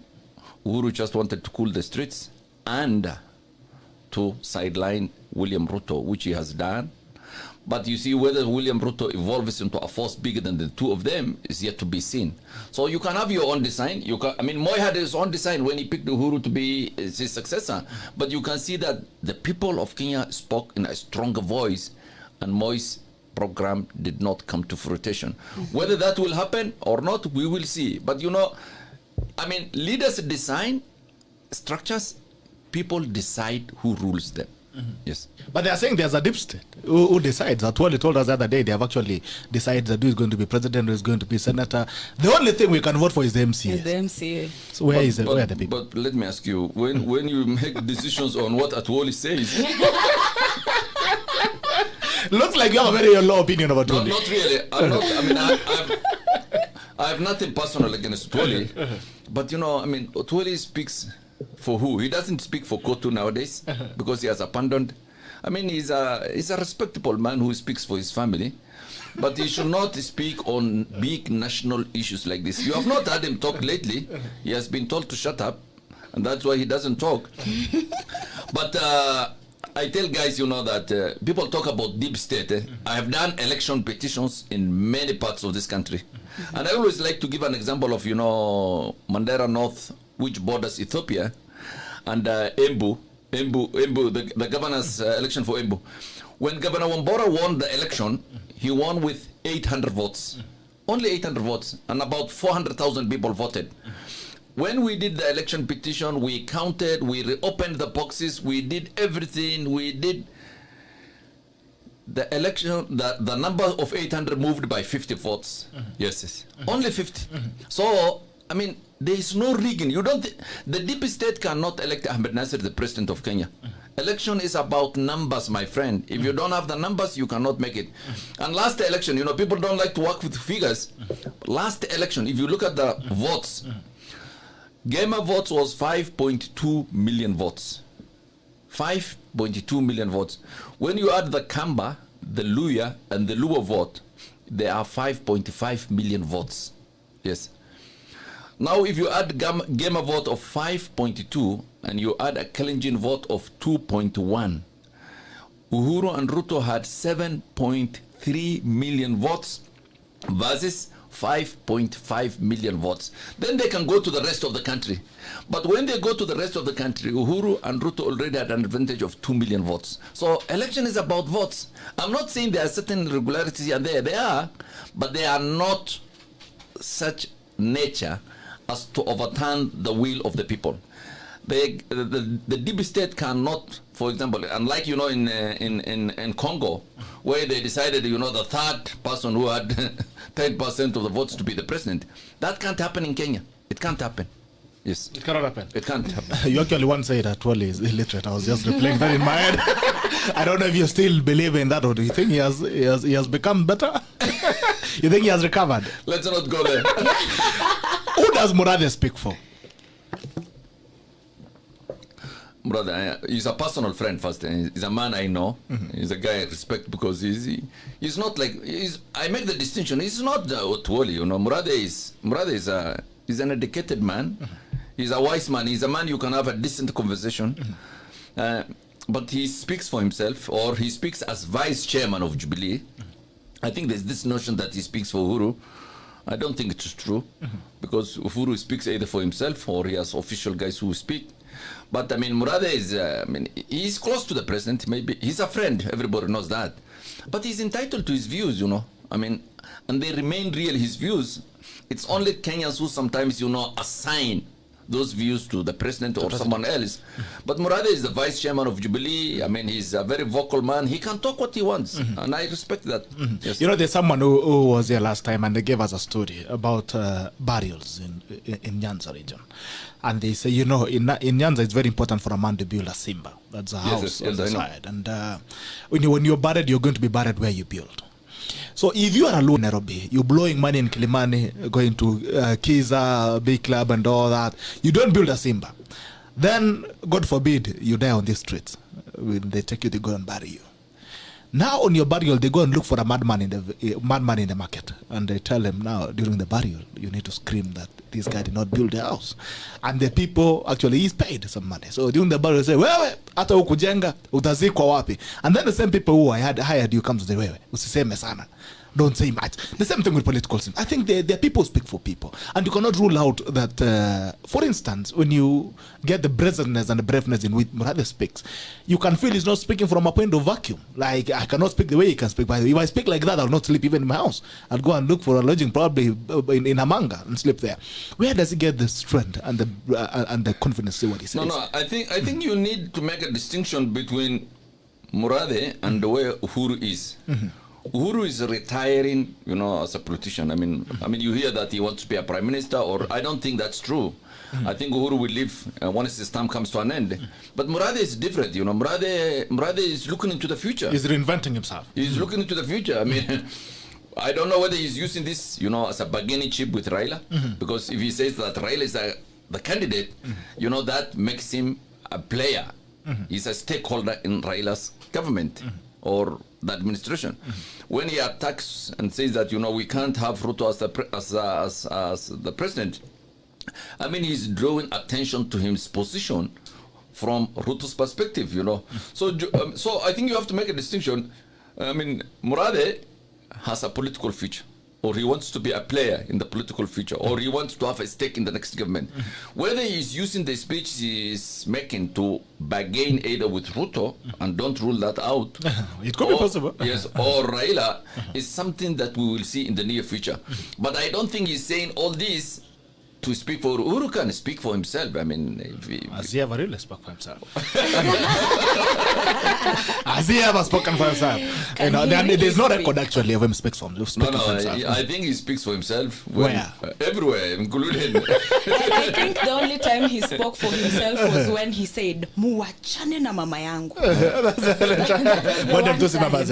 You've been on record for criticizing government projects and the way they're implemented. Do you feel these projects are done in the interest of the nation or in the interest of personal hands? You've been on the record for criticizing. No. I mean, there's a lot of good things happening in this country. Nobody denies, infrastructure. There's a lot of things, but there's always a cost-benefit analysis. I think Indeed does this better than me because he's an expert. But there are many projects that are done because of kickbacks, or this kind of things. But I think we have done very well in terms of frauds. If you go to this country, you travel, you really appreciate, what kind of work the government has done, and they have done very well. They have done very well. Yes. So you've stopped criticizing government projects. No, you're now okay. No, I always criticize. You say the SGR was a white elephant. I don't know if it has turned black. The SGR. No, but that has it turned black? No, it's still white. It's still white, it's still an elephant. But a better elephant. No. I mean, I think I'm of the view really that any government that comes to power needs to do a proper audit on the SGR. The viability, how much it was. I mean, Tanzania has built one better than us at a fraction of our cost. They actually chided us the other day. They kuna inchi jirani ambayo leta bugi ya diesel. Yes. So I mean, there are a lot of projects we are doing expensively, poorly, and informed by corruption and opinions. So those are there, but we have to remove the weight from the shaft and say that, there are certain projects that they're doing very well. But in terms of many projects, I don't think we're getting value for money. Yes. As I throw it to Lucia, do you think the fight against corruption has been weaponized? Because you mentioned earlier that even the governors no longer speak anymore. There are files. Leo AHMEDNASIR ukiongea na governor, wanaenda pala unauliza file ya AHMEDNASIR iko wapi? Toa. 1962 before independence. Monday. Ulikula mandazi Serena ambayo iko yako. Do you think the fight against corruption has been weaponized to achieve a political level? No, I've seen it's only a madman or a mad woman thinks that the fight against corruption is going anywhere in this country. Yes. I mean, you have to be mad to think that we are fighting corruption. I mean, nobody's fighting corruption. There's a time, there was a guy who used to be called Hussein Maalim Mohammed. He was a minister in the office of the president during Moi's time. So he went to parliament and he said, corruption used to be 10%, which was okay. But now it has gone to 30%. Moi was not amused. The next day he was transferred from OP. He was taken to, he was made a minister for social service, those kind of things. So, I mean, now 30% is okay. Now probably it's 50%, I mean, there are projects there, projects are conceptualized, executed so that a kickback is given. Yeah. But nobody fights corruption. Don't be delusional. There is nobody fighting against corruption. The decision to charge someone for prosecution is made at a very high level, and it is, predetermined that let us take X to court, let us take Y. Let us take. Have you seen this lately? There's this agency that's recovering a lot of money from clerks' office messages. You will see that a clerk has built a house somewhere and he has 1.5 billion. Those are very powerful weapons under the government. The government can recover all the money people have stolen, because today, if you do an audit of cabinet ministers, the government has what every cabinet minister has, whether he bought a farm somewhere, whether he built a house in his rural, whether he built a house in Nairobi, whether he built cars, and how much is in a bank account. The government has all those details. And the only thing it needs to do is to say that, cabinet minister X, there is this money you have in this account, there is this house you built in Karen or in Mudaiga. It costs you about 600-700 million. Your salary is 800,000. Come and account. They can't account. If you can't account it, the government takes it. That's the way to fight corruption. But they're not doing that. Instead, they're saying there's a clerk in the OP who has amassed so much wealth and his salary is 70,000. Let us take that from him. That they are doing well and they should be commended. But why is that not taken up? To the real crooks. To the real crooks. That is where, if you want to fight corruption, if you want to end corruption in the government, because that's where corruption is, 1 year you can recover about 2 to 3 trillion from these guys. Yes. Right, Lucia. I want to take it back to siasa. Electoral reforms. we saw Baba complaining, oh, you know, IEBC this, IEBC that. And now he's telling us we have to go to a referendum. And that referendum is going to be conducted by the same IEBC that he has been complaining about. Also, there's the issue of not having free and fair presidential elections. We don't hear about these things when it's an MCA, when it's an MP. And if they're there, then it's on a very small scale. It's never as big as the presidential election. Do you think it's time that we reformed IEBC? And if it's time that we reformed IEBC, what are some of the reforms that are necessary to be made before we go in the 2022 elections? You know, you're touching on very...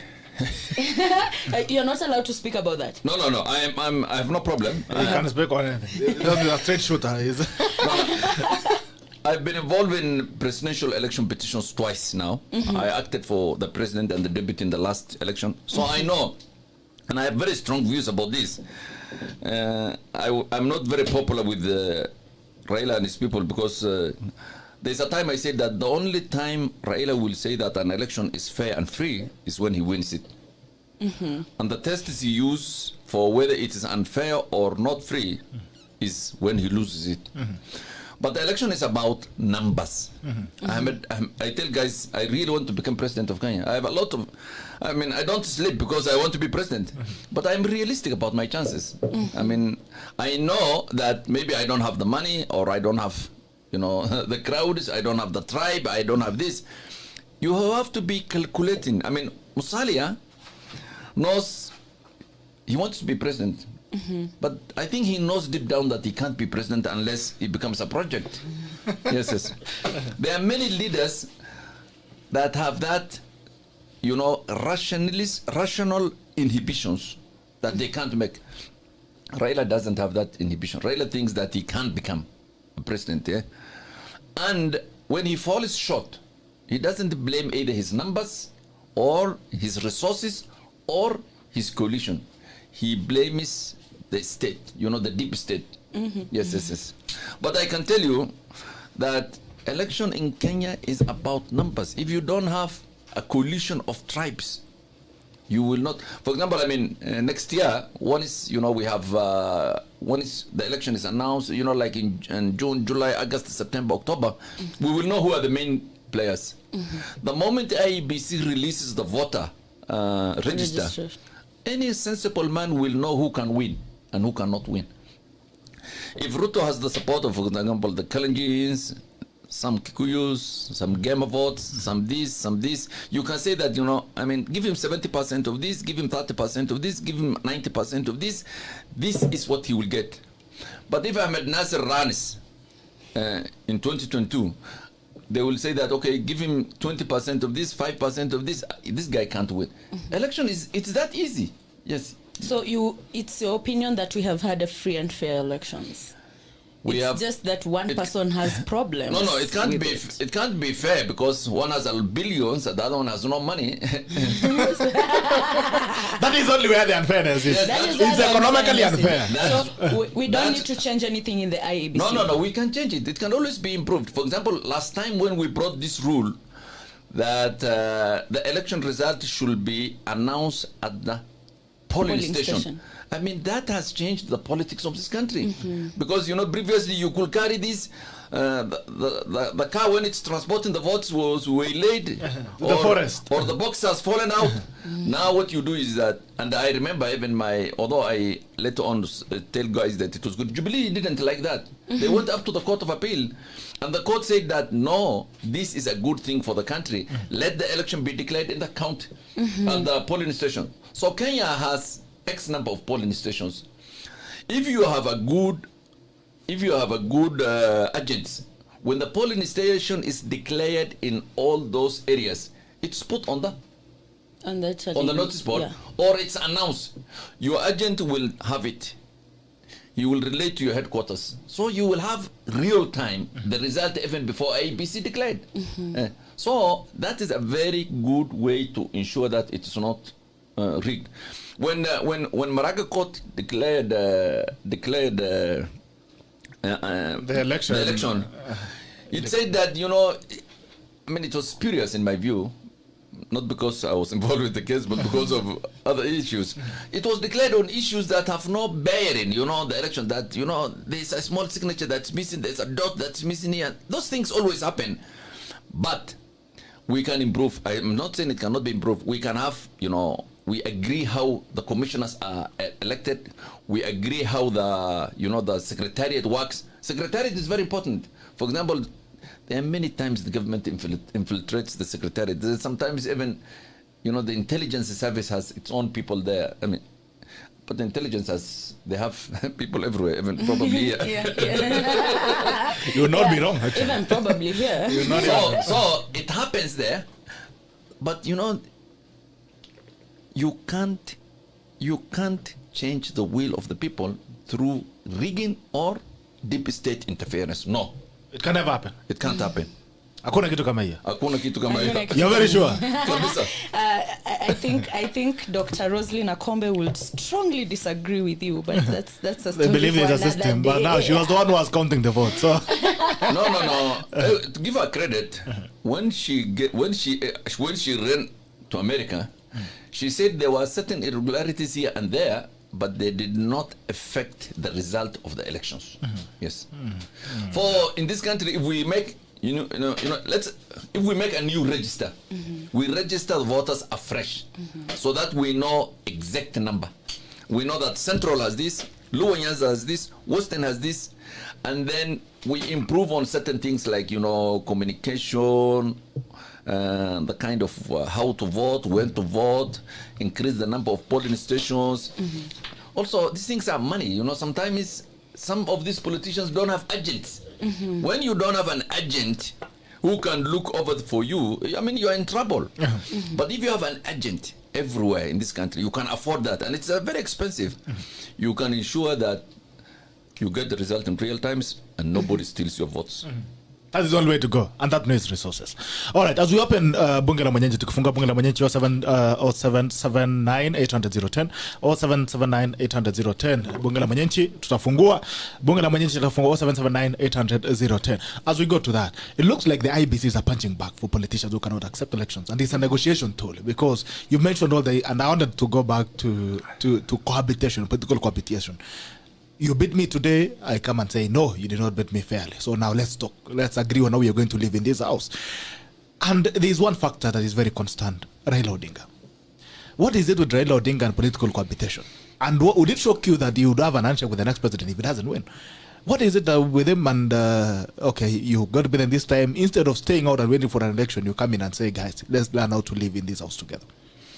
No, I mean, you can't wish out Raila. I mean, Raila is a very, I say many times, he's the most consequential politician we had in the last 20 years.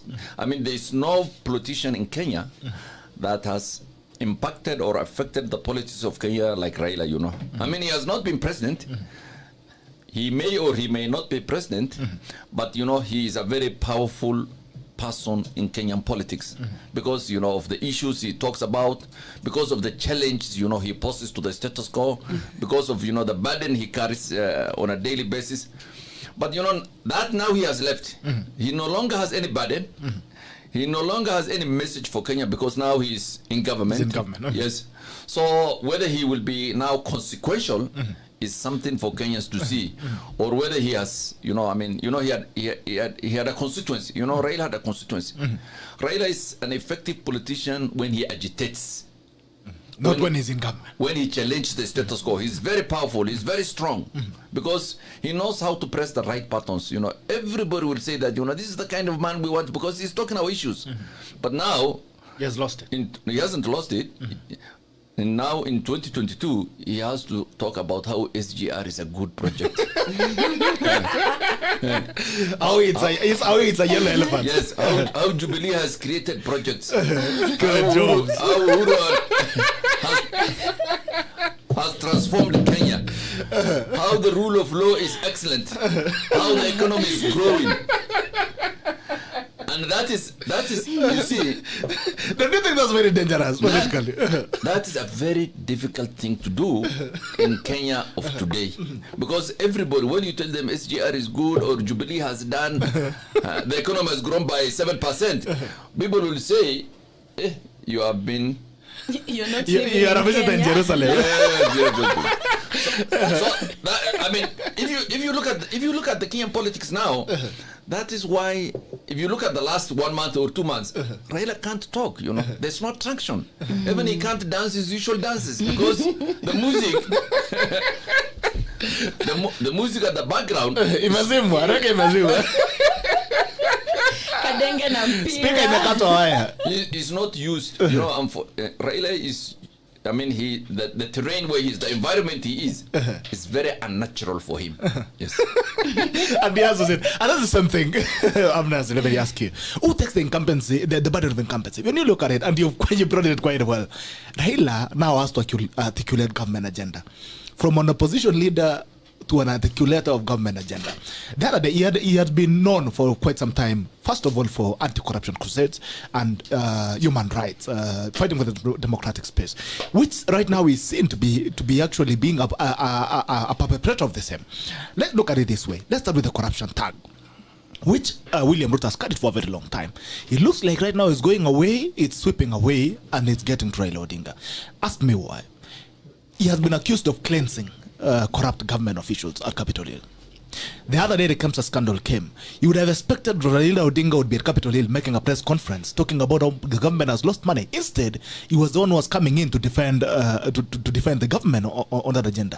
And on the other hand, it was William Ruto now who is becoming an anti-corruption crusader.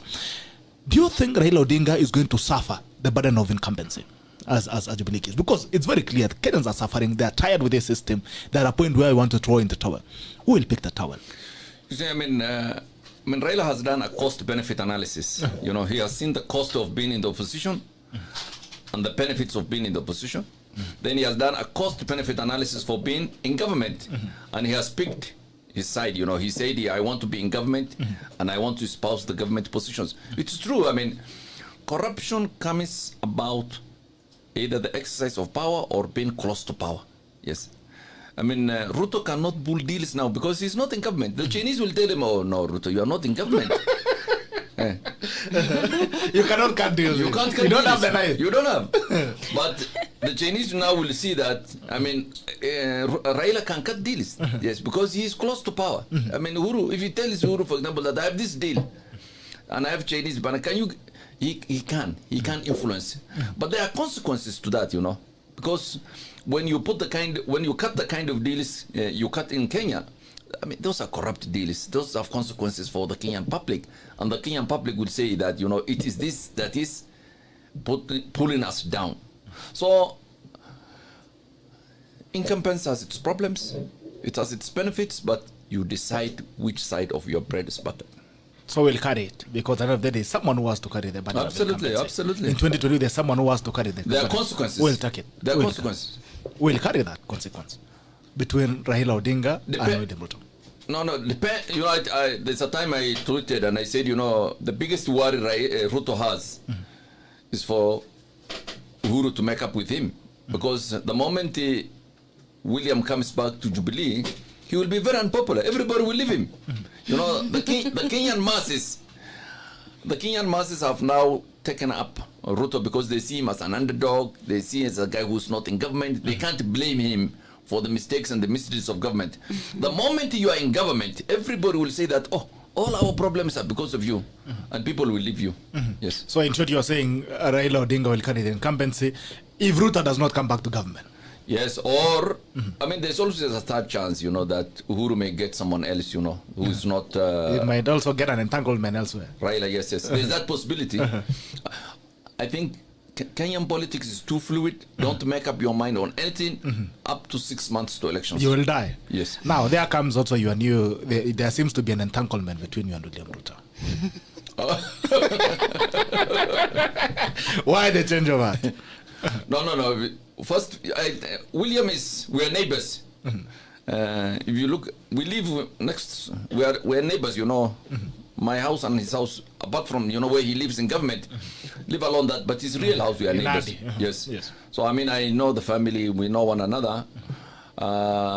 I'm also, I do for him, I'm a lawyer who does for, you know, I'm doing the Western Hotel for him. I've known him a lot. I mean, I have not said that I support William Ruto 100%. How many percent do you support him? Because when you say it's not 100%, it can be 99.9, which is still not 100%, but it is. It is closely. Because you seem to be criticizing government quite often. Criticizing the handshake, criticizing BBI, criticizing Raila Odinga, criticizing but what's wrong with that? Uhuru Kenyatta. I'm just saying. No, but and you seem to be warming up for William. No, listen to me.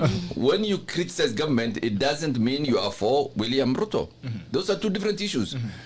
There is a time we will make up that decision, and it will come, and I will tell Kenyans, I mean, I've looked at everybody, I'm supporting William Ruto. I have no problem with that, by the way, and I will do if I decide to do it. But now, it's time to talk about those guys who hold power. There's nothing to criticize William Ruto about. He doesn't hold powers. There's nothing, you know, he makes any... Are you sure there's What are you nothing saying? to criticize him about? Because I strongly disagree. There's a lot to criticize him about. No, Let's start with YK92. Yes, those you can do. I have no problem. Those historical issues, you can. And everybody can criticize on their own space. Yes. But you see, there's history and there's the present. We are now more concerned about the present and the future. So the right time when it comes, people will criticize him. Even when you support him, you can still criticize and say that this model is wrong and this is wrong and this is right. Yes. So huko wanasema wewe ni tanga surrogate. That's what I say. I have two last questions. No, before you that, I mean, you see, the guys who are joining Ruto are doing it openly, just like the guys who are joining Raila. And there's nothing wrong with supporting a candidate of your choice. Yes. And I think that is what Kenyans need to hear more. There is nothing wrong with the candidate you choose to support. Absolutely nothing. Yeah. Well, the important thing is either you don't pretend. If you support X, don't pretend you don't support. And when you support, live with the consequences of that. So there's two questions I want to ask you. One you've spoken about Weston, so I don't know if you're really going to talk about this as much as I would like you to talk about it, but whatever answer you give, I'll be cool with it. The issue of land in this country is very thorny, very, very extremely thorny. And someone has said, in order for us to start regaining trust in our current leaders, they should just offer to give back the land that they are being questioned about. Just give it back, and then let's talk from that point onward. And I will be very, very glad if the Kenyattas were to give back the land that they own, because they have almost 6.7 million acres of land. If they were to give it back to Kenyans and say, okay, those who are being evicted from Mau, we are giving you this portion here. I think I would even be willing to give them amnesty on everything else if they give back the land. But then that is not going to happen in this country right now. What's your opinion? Okay. Let me stop you there. I tell guys, because I mean, I act for Weston, which the deputy president owns or has interest, and it's not an issue. And I've told guys, you know, that although I have never discussed with William, I can assure you that if everybody in Kenya returns land that are an issue, everybody from 1963, every land, if I can make up that decision for him to say that, you know, see, everybody has returned. See, X family have returned.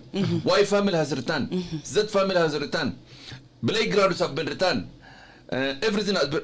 Why should William be an exception? The only thing William is saying is that, you know, if you are returning land from everyone, you can also put Western into the picture. But if you are not asking X, Y, Z, why am I being subjected to a different standard? That's all. But if the government, if Uhuru, for example, today says that my government, every land that has X or a question mark since 1963 will be returned. William will be the first one to return this. So now that you're a friend to William, can you kindly request him to push that narrative, to leave the hustler narrative hapo kando kidogo too, and then he goes with the land narrative? No, but because that one I will support. But you see, the land for I mean, William has one house, one hotel of 0.8 acres in issue. I mean, there are people who have millions of acres in issue. in the Rift Valley, in Central Province, in the coast, in Western, in Nyanza. So William can return the one hotel like this because it costs about $1 billion or $2 billion. But there are guys who will have to return $1 trillion property. They will not allow it. William's issue on land is 0.00 something. What of the 99? I can tell you this: if we have a government that says return all the land, public land, or land with question marks.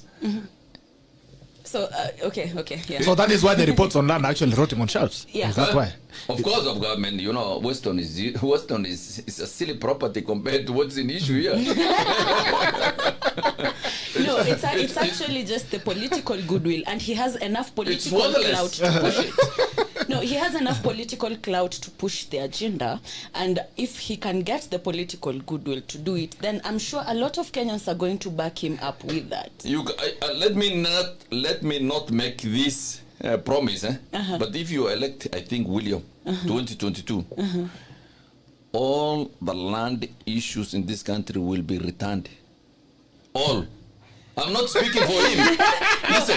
Deputy President William Ruto, kindly speak this. We would like to hear your opinion on it, because if you can make that promise, then we have a starting point. And I'm not speaking of him, but I can persuade him as his lawyer. You're very sure. Let's take the call. Hello, good morning. You've spoken like a lawyer. Good morning. Good morning. Very quickly. My name is Victor. Yes, Victor. I'm calling. I want to ask a question to Grand Mullah. Araka? Concerning the West politics and the Eastern politics.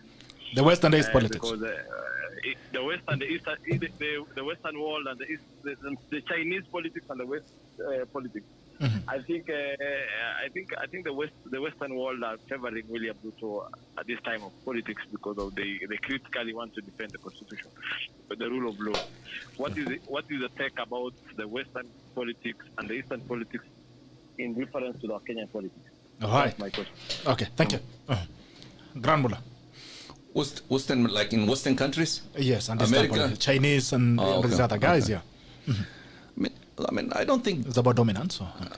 Not many people have a lot of interest in our local politics. I mean, guys want. I mean, I saw last night. I think Pompeo made a tweet about free and fair elections in African countries, and he says that they will impose visa restrictions.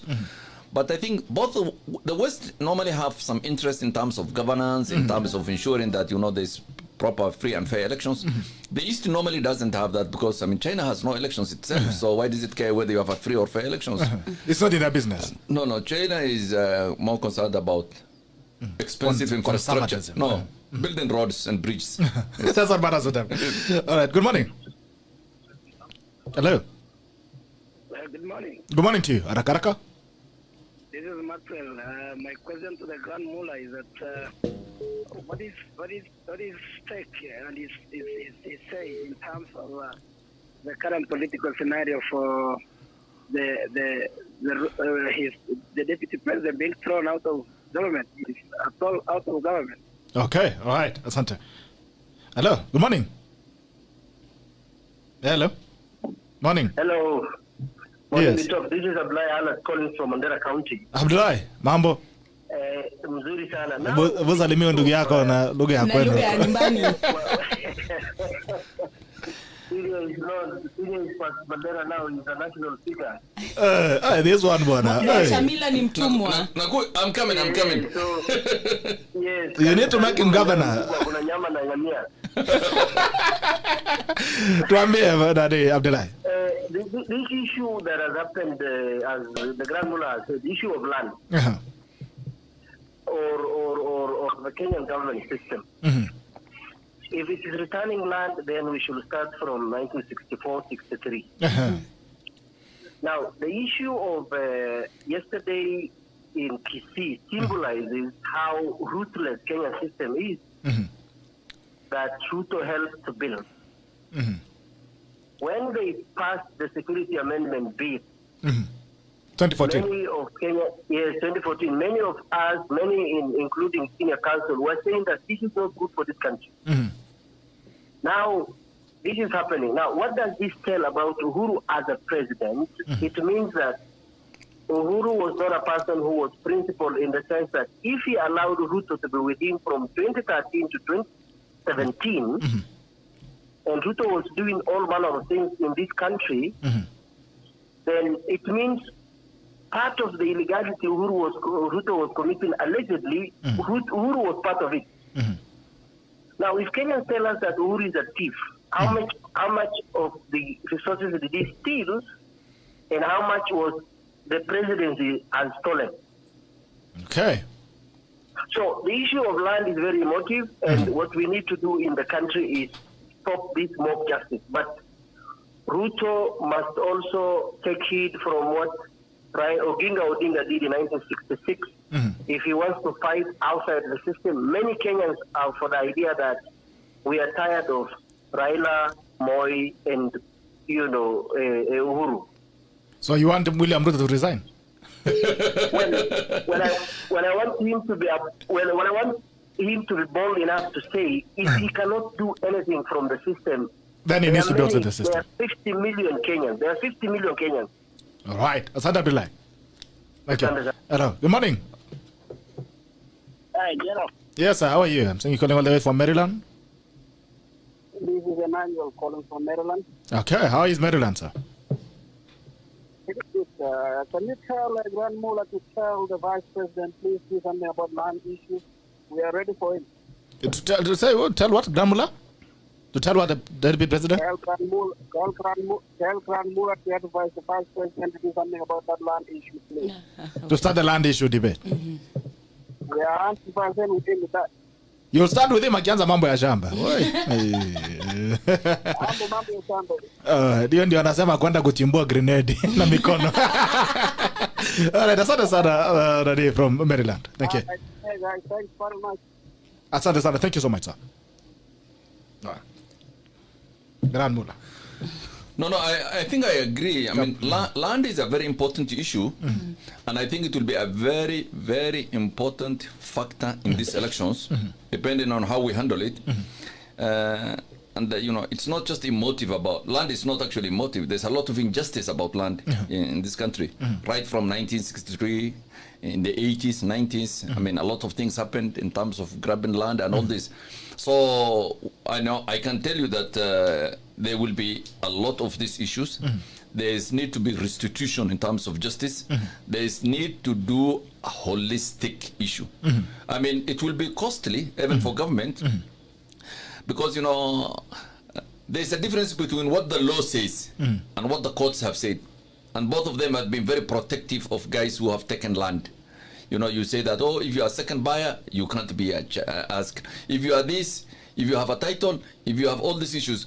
But if we have a national consensus that, or we have a national will, we don't need to have consensus. If you have a president that will say that I don't give a damn, 1963 to now, every piece of land, including my house here, I'm willing to give. Let us start on a clean slate. Oh my God, that everybody's willing. And I think that, take it from me, that may happen if certain things happen. But you're saying, this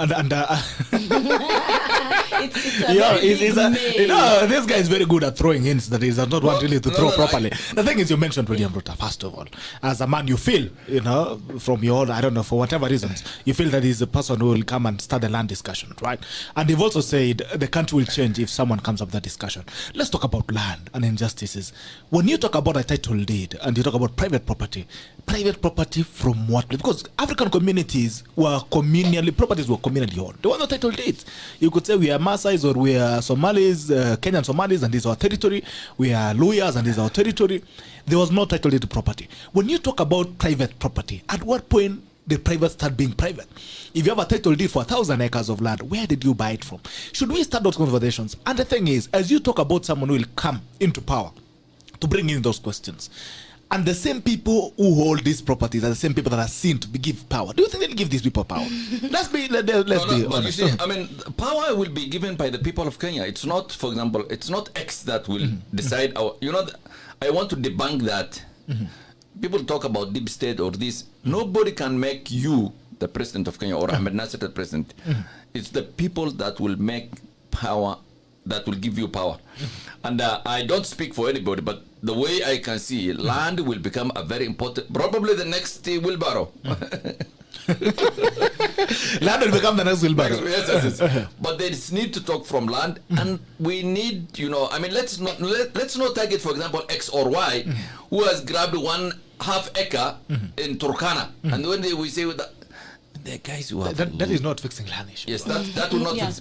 We need to fix land issue, from a conceptual point of view, from doctrinally. We make big decision, not a small decision that touches on 1 acre or 1/2 acre somewhere. But if we say, for example, that all these properties used to belong to the government of Kenya. For example, when in the 80s and 90s, the World Bank brought a very stupid idea that the Kenyan government should not own land, and it should divest from land and sell. And Kaleleshwa and so many areas used to be houses for civil servants. So Moi brought an idea and said that, okay, World Bank is existing, let us sell it. Then they sold to themselves. They sold to themselves. Yes. They actually sold they took to themselves. Yes, they took it. So government lost a lot of land, and that happened everywhere. That's why, for example, when you are now someone in Ministry of Agriculture, you are transferred to Nairobi. Where do you stay? You can't afford anywhere. You have to go somewhere, or you have to make some money on the side so that you can stay in. You can afford rent. Rent. Yes. So we need to make big decisions on land, not small decisions that say that Western Hotel or AHMEDNASIR has a 1/2 acre in Mandera, then he has grabbed land. No, look at the bigger picture. If we make a decision on the bigger picture and Kenyans support it, then it will be something great. So you feel we need to go back to the big crooks before we start with the other small fish? Absolutely. But the people you are counting on are the owners of those. They're the same guys. You are counting on to do that. It's quite interesting. So you are telling the wolves now we need to live with the sheep and give them justice. No, it is the Kenyan people to decide what they want and to force leaders to implement what they want. This idea of always complaining does not help people. Yes. But then also our leaders have become complainers. You see senators and MPs complaining on Twitter like us activists, and yet they're the policy makers, they're the legislators. So it makes you wonder, if you're now here on Twitter doing activism, then who actually are you lecturing on Twitter? Because they should be lecturing themselves. Actually, I mean, I agree with you. I mean, I am on Twitter, and most of the guys who complain are MPs or senators. The irony. But it shows how, dysfunctional our system is. That the senator can't, push legislation, or the member of parliament can't push legislation, because those decisions are made somewhere else. And even when he's in the House or in the Senate, he becomes, They don't have the power. Yes. So one of our followers is asking your opinion on corruption in the judiciary. Some of the judges have been mentioned in corruption schemes and receiving bribes. What's your opinion on that? If you're allowed to talk about it. No, I mean, I tell guys, But then Lucia kept telling you if you are allowed. Who is supposed to allow you? I don't know. These lawyers have this language. It's a matter in court, so I cannot speak about it in public. No. For me, nothing is off limit. Okay, great. Yes. Because it has never been, and it should not be now. But corruption in judiciary has a long history, and I tell guys who don't know it that the first time when I was a lecturer at the university, I presented a paper in a conference, and I said that corruption in the judiciary is so rampant, we need to disband the High Court and the Court of Appeal. It was not, it was never heard of, and it was Moi's time. So people thought I've gone nuts. The next morning, they still think I'm to date. The next Monday when I went to court, one of the judges saw me. He said, "Ahmed, what did you say over the weekend?" I said, that's my view. He said, no, go and apologize. We will not listen to you. I told him, I will not apologize. So the earlier you start listening to me, the better. So he refused, and he said no. So judiciary has a huge problem. We have come a long way, whether it was Moi's time or not, because of the system, because of the culture. People think taking bribe is just normal. Yes. I'm not saying every judge takes it, but they are good judges. But corruption is, I mean, I've never seen something like this. It's unfortunate. We have tried so many things. We tried what's called radical surgery when we removed all the we removed 50% of the judges in Kenya for corruption, High Court and the Court of Appeal. Then we did, under the new constitution, we did a vetting process. We vetted everybody. But you know, they came through and things are bad. And I tell guys, you know, that corruption in the judiciary, even the Supreme Court, and I say it so many times, even the judges don't complain. Nobody has said Ahmed is talking rubbish because they know what I'm talking about. And I've told even the CJ, if he has the guts, if the CJ has the guts, and I'm even challenging him now. Which you think he doesn't? Which I think he doesn't. No. Which I hope I've not led you there. No. Let me make a correction. Which I know he doesn't. Oh, okay. That's even worse. Yes. I've told them that corruption is rampant in the Supreme Court of Kenya. Yes. The highest court in the land. I know where decisions are made because judges take bribe. The lower courts is the same. If you go to the magistrates, the High Court, there are some judges there are some excellent judges in the High Court. There are some excellent judges in the Court of Appeal. You can get justice in Kenya in many courts, but there are many courts you stand no chance, because corruption has become part of our culture. Part of our DNA. Yes, and the courts think it's normal. The lawyers sometimes think it's normal. The litigants think it's normal.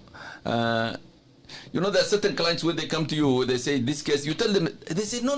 Before even you discuss your fees, they talk about the judge, and they're willing to give the judge more than they're giving the lawyer. Before you even go to court, it's telling you that judge. I tell them, give my fees, and that is the end of the story. I will do for you what the law allows, and many times you can get fair justice. But the problem with Kenya is that, let me tell you, if you see a judge pontificating about this, if you see a judge talking about this, that judge, you have to be very careful about him, because it's a smoke screen. It's a design to hide what he does. And the Kenyan courts, like when Willie Mutunga was Chief Justice, I mean, the country changed because Willie led by example. I mean, Willie is a decent guy. Willie lives on a rented apartment. Everybody knows Willie will not, he doesn't have a farm in 300, 400 acres that will cost this. Everybody knows. But, you need to do an audit of these judges. There are judges who who make more money than lawyers. How does it happen? I've actually witnessed someone giving a bribe of 5 million, an Italian man in Malindi, giving a bribe of 5 million to a judge so that a rape case against a 9-year-old girl can go away. And it was a very sad day for me, because one day I'm going to have a daughter, and if someone rapes her, I don't want a judge to accept a bribe. Yes, but you see, corruption in the judiciary is not like corruption in the Ministry of Roads or Transport. When you do a corruption in the roads, the road will be built, 10% will be taken, but the road will be there. Corruption in the judiciary is that you are taking someone's right. In a dispute of a house, the court will decide that the house belongs to X and not Y.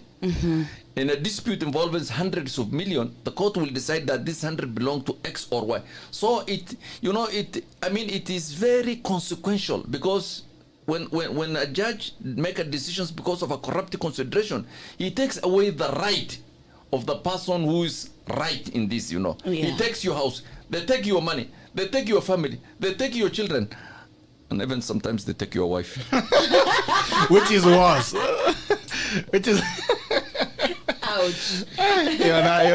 These guys have no morality. No. They don't care. No, but you see, the corruption in the judiciary is, the worst kind of it. Because it's not like,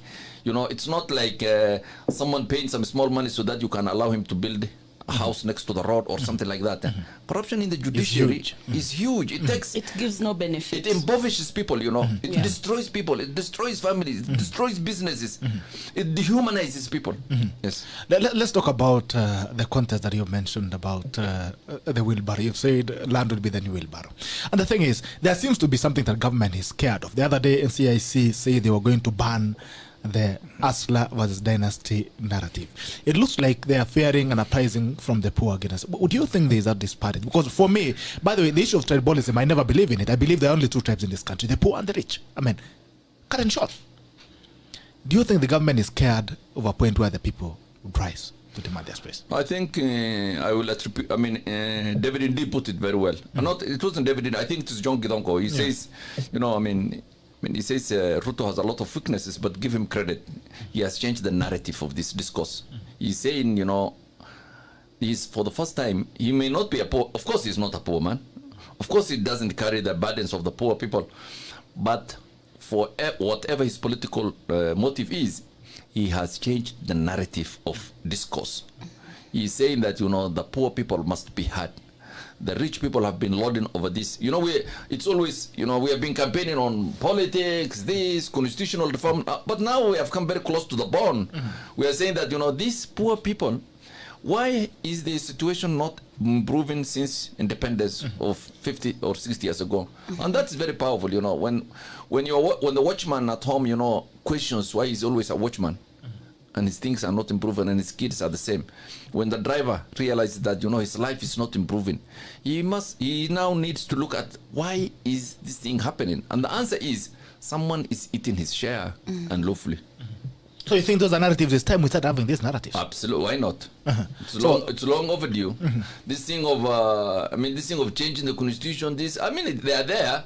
But I think when we put the bread, butter and tea on the table and say that why is bread this expensive, and why do many people don't know the price of bread and others know it? Those are the issues of concentration in this country. Yes. Oh, let me ask you.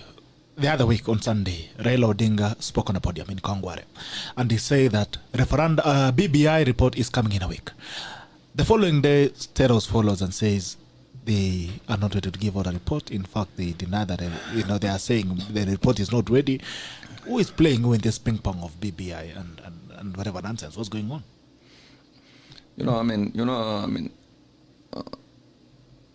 Uhuru and Raila have, although they are in the BBI together, they have different agendas. Yes. And the good thing is that both of them know what cards the other is playing. Uhuru does not want to change the constitution in a very radical manner or this. He doesn't have any interest because, he's living. His term is 1.6 months. Raila wants to have constitutional change that probably help his cause to become president. Uhuru may not be for that idea.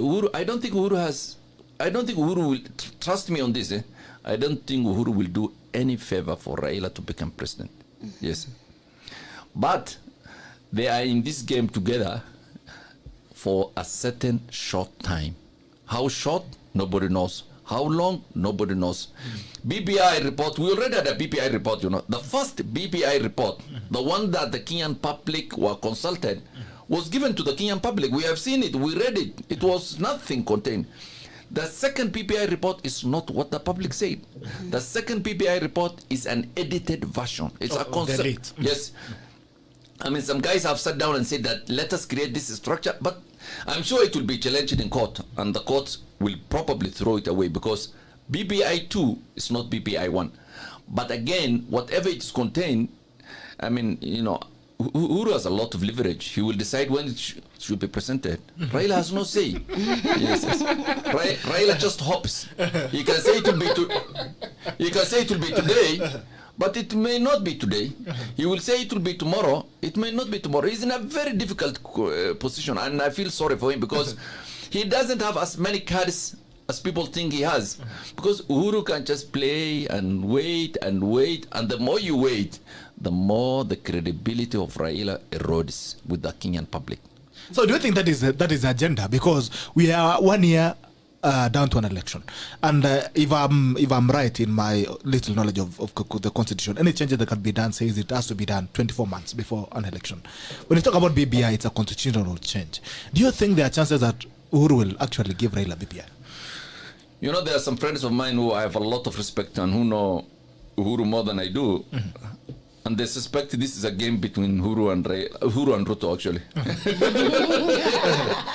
It may be far-fetched, but there is 5-10% or even that Uhuru and Ruto are playing this game to popularize Ruto, to clean him from certain burdens, to destroy his opponents, and to make his task much easier.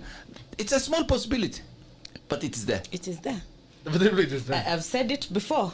So the possibility that actually Uhuru might not give him BBI is very high. No, that one is different. I mean, BBI, the chance of us having BBI is even slimmer than that, you know, because because you see, BBI has two versions. You can either take it to Parliament and make some not fundamental change. Parliament can make some small changes on the constitution, but if you want to make fundamental changes, you have to take to a referendum. BBI is very unpopular in Kenya because it doesn't address my concern.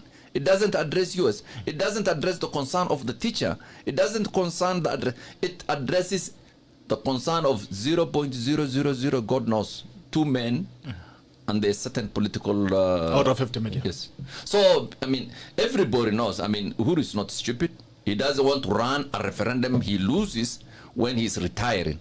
There's nothing in him for BBI. Zero. Zilch. Wheelbarrow. What are you going for, wheelbarrow? So what do you think about wheelbarrow as a conversion for the poor people? Do you think it's people have demonized wheelbarrow? No, what options do we have? It's a very powerful metaphor, you know. I mean, it's not the wheelbarrow physically we talk about. The metaphor is that, you know, I think the common man, the poor man has carried someone's burden for too long, and it's high time that burden is put on some other person. I think that's what the wheelbarrow is. It's a very powerful narrative. It resonates with a lot. Let me tell you, it's not just about the poor people. Kenyans are tired of the political status quo. I'm tired myself. I'm sure you are tired. She is tired. So even if someone brings that a crazy idea that a wheelbarrow can carry all of us, we want to try. She's tired, but she does not want a wheelbarrow. But anyway, the thing is, on the same thing, there's something you brought it out, actually, as we enter Thailand. The thing is, narratives. And because you realize that the biggest capital in politics is narratives. And there seems to be a man who connotes and contorts narratives in this country, and that's to be William Ruto. When you look at the Tanga narrative, it was brought out to demean him. Now, people can actually eagerly and, you know, graciously introduce themselves as Tanga. It's no longer a negative one. You look at what the other CEs did in Kajiado and called him a clerk. Now a clerk is a brand. It's a movement. You know, people's class, hustlers class, and all those things. When you talk about the wheelbarrow, the day he was criticized about, he has been giving out other things. But the day he was criticized about the wheelbarrow, that's when he was seen carrying people on a wheelbarrow and also being carried on a wheelbarrow. What do you think this guy controls it? Because even you look at the media and the newspapers every day, it's about him. He has done this wheelbarrow. He has done it every other day. It's the media line.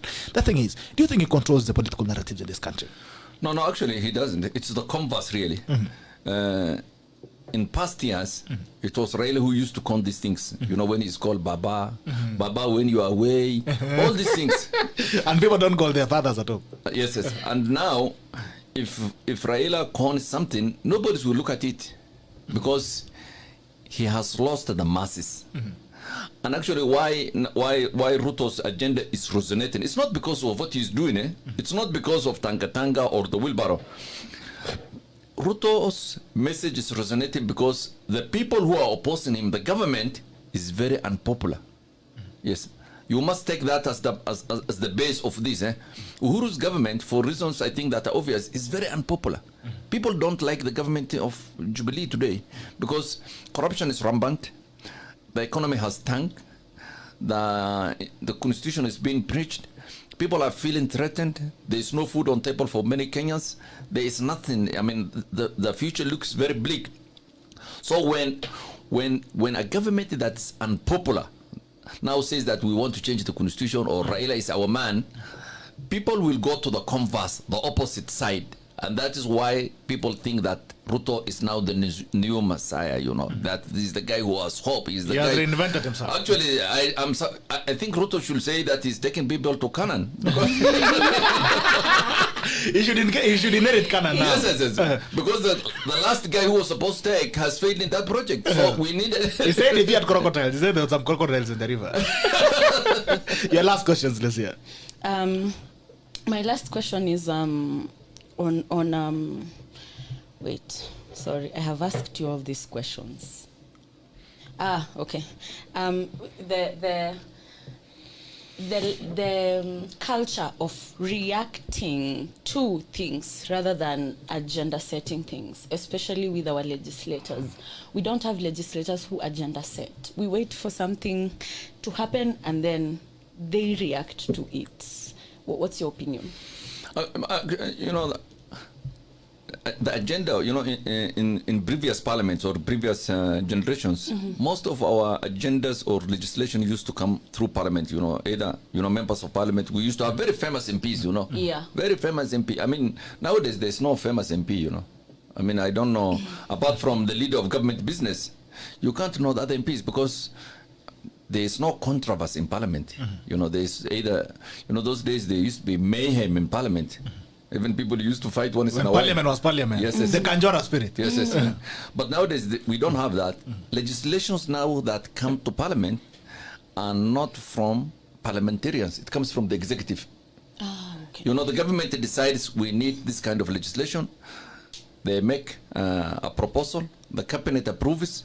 The cabinet gives to the leader of government business and it passes. So most of them are not people-centered. You know, most of them are a result of government's agenda. The government wants to do something, then they bring those parliament. So the issue of parliament, actually, there's a lot of controversy even in court on legislation making, whether the executive has taken over legislation. And you have seen many times where the president, you know, returns certain legislations because, you know, you can't override to that majority. So there is that issue that even in terms of legislation making, executive is playing a big role than previous. So that's why you don't see, you know, legislations that address, you know, like wheelbarrow issues or this kind of issues. So that's a big problem also. Yeah, because in my opinion, if we really wanted to empower the youth, then, and we say we have the numbers, it will be prudent for us to take a policy, a bill to parliament that then makes the business environment a bit conducive, because as is, it's very punitive, and we don't see that happening. And I understand this is a campaign tool, so it has to appeal to the hearts of the people, it has to make them feel good. But then the long-term solution to the problem is not being done. And it just concludes that the interests of the people are not at their hearts. Nobody has, you know, I mean. Do Kenyans really care about policy? Who? Kenyans. No, but no, I mean, you know, who cares about the Kenyan public? Who cares? Nobody. Nobody. Yes. So is it time for a revolution through the ballot? Do we just do away with the whole crop and start afresh? AYIELA for president. But are you that smart as a voter? Yes. What a tackle. Yes. Oh, man! You know, we are in that vicious circle. You know, let me give you an example. When I was a student in America, Cornell, we had 14 Kenyans. It was, you know, 1991, 92, there was the general election, there was chaos in the country because of the constitutional amendment. We are 14 Kenyans, so once in a while we used to discuss. Then Matiba had a daughter or a son, he came. And every, you know, depending on where you come from the country, people are saying, this is the end of Moi. Matiba will destroy him. So when I tell them, you know, from what I think, Moi will still be there, they think, you know, Ahmed comes from northern Kenya, he's allied to Kanu, his views are distorted. But I told them, no, you guys, leave alone this euphoria. When it settles down, Moi will use whatever he uses, or he will have enough constituency to say that they don't want Matiba. And of course, the rest is history. So, I mean, we will always have certain 10-20% of Kenyans that have the right views, the right agenda, but there are 80% who are not for that idea, and those 80% will decide the fate of Kenya. Right. One more question from our viewers. Are you going to, do you have any ambitions of being a Chief Justice in Kenya? No, I tell guys, first, when I was in the JC, people thought that, Ahmed is going to the JC so that he can become Chief Justice or become to the Supreme Court. I have said many times, I don't want to be a judge in my life because of many things. Of course, you had to take a very deep breath. Yes. You know the tragedy is that if you become a Chief Justice, you can really change this country. If you have what it takes, if you have the guts, if you have the agenda. Because I tell guys, if I want to go as a Chief Justice, I will have a huge agenda. And that agenda will conflict with so many people. It will conflict with Parliament. It will conflict with this. My view is, if I become a judge, I will not say that, shall means shall or why means no. Maybe yes or no. You want to drive around in peace. You don't want problems. What are your tackle of the day? My tackle of the day. Are we wise as voters to know better? We've lamented, we've complained, we've expressed our dissatisfaction and our exhaustion. It's time to stop looking without and start looking within. What ails us? Because we have so many bright and intelligent people, but the minute you mention their political baron, the psychophancy kicks in and the education just flies out the window. It's time for us to apply wisdom in our voting. And if you don't, do not cry foul. Ni makosa yako. All right. The question is, are you smart as a voter? Yes. 3 things. First of all, where's the turnaround? In terms of? This country. Where do we turn it around? No. Where's the turnaround? She says the political baron, it's not, if it was a baron, they will have defied him. It's a god, This politician they worship is God, is a god. And actually the Kenyan politics are shaped by the big 5, the big tribes. When those tribes now decide and say that, this idea of me voting for my tribesmen has taken me nowhere. I have done it for 10 consecutive elections. My life is not better than it was. I don't see a future. I will vote for Ahmed who comes from Mandera because I think that guy can take this country somewhere. That's the turnaround. When you make that decision to say that, I will not support this man because he comes from my tribe. When you make that decision, and the good thing is, the people of Mandera make that decision every time. The people of Mesebet make that decision every time. The people of Taita. But we wanted that decision to be made by the people of Bondo, Kiambu, Sigoi, and one or two other places. When they make that decision, when they do objective decision making like we do in Mandera or Mesebet or Taita Taveta, that is the time Kenya will turn around. Because you vote for people who don't come from the tribe. An agenda. Yes. Right. When I vote for Uhuru and Raila, I make a conscious decision. Uhuru is not my relative. Raila is not my relative. I come from Mandera. I say that I've looked at these two. I think I may make a wrong decision, but I make a conscious decision. Yes. All right. Uhuru is heading towards the end of his term. What do you think would be his legacy? Uhuru, he could have done better, and I've told guys that many times. But I want his legacy not to be about roads, I don't want his legacy to be about airports or this. I want his legacy is to hand over power peacefully, create the right conducive atmosphere for the country, ensure that he doesn't impose X or Y on Kenyans. That is the most important. Let Kenyans decide whom they want to vote for and create a proper environment. Let him leave this country peacefully. Right. So maliza ondoke. Na kama hataki kuondoka? So tunatoa yeye. Utatoa yeye. That's the same thing they say about Trump. People say that Trump will not leave, but America will say that the moment the result is declared, he will just be thrown out. Yes.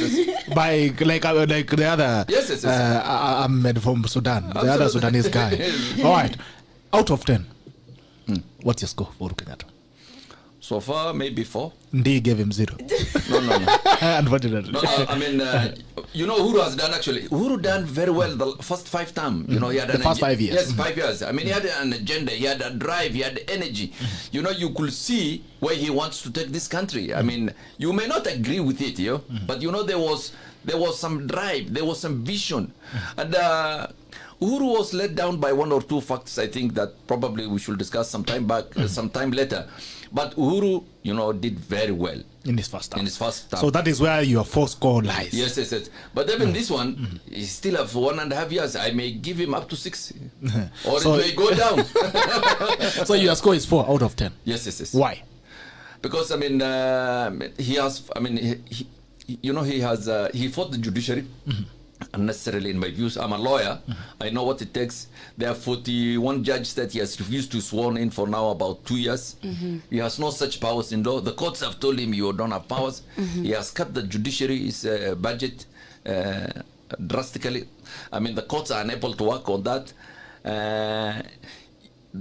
He has created tension, you know, unnecessary tension. I mean, I'm not saying that he should love his deputy president, but you know, there's some civility on how to work with your deputy. You may not like or love, but there is some common decency, you know. Parliament is not efficient. I mean, the government disregards the law. There's a lot of things, you know, that totally unnecessary, you know. There's nothing in this for him. I don't know why he does it. For example, when he doesn't sway the judge, there's nothing in him for him, you know. If he doesn't sway them, there's nothing, he gets it.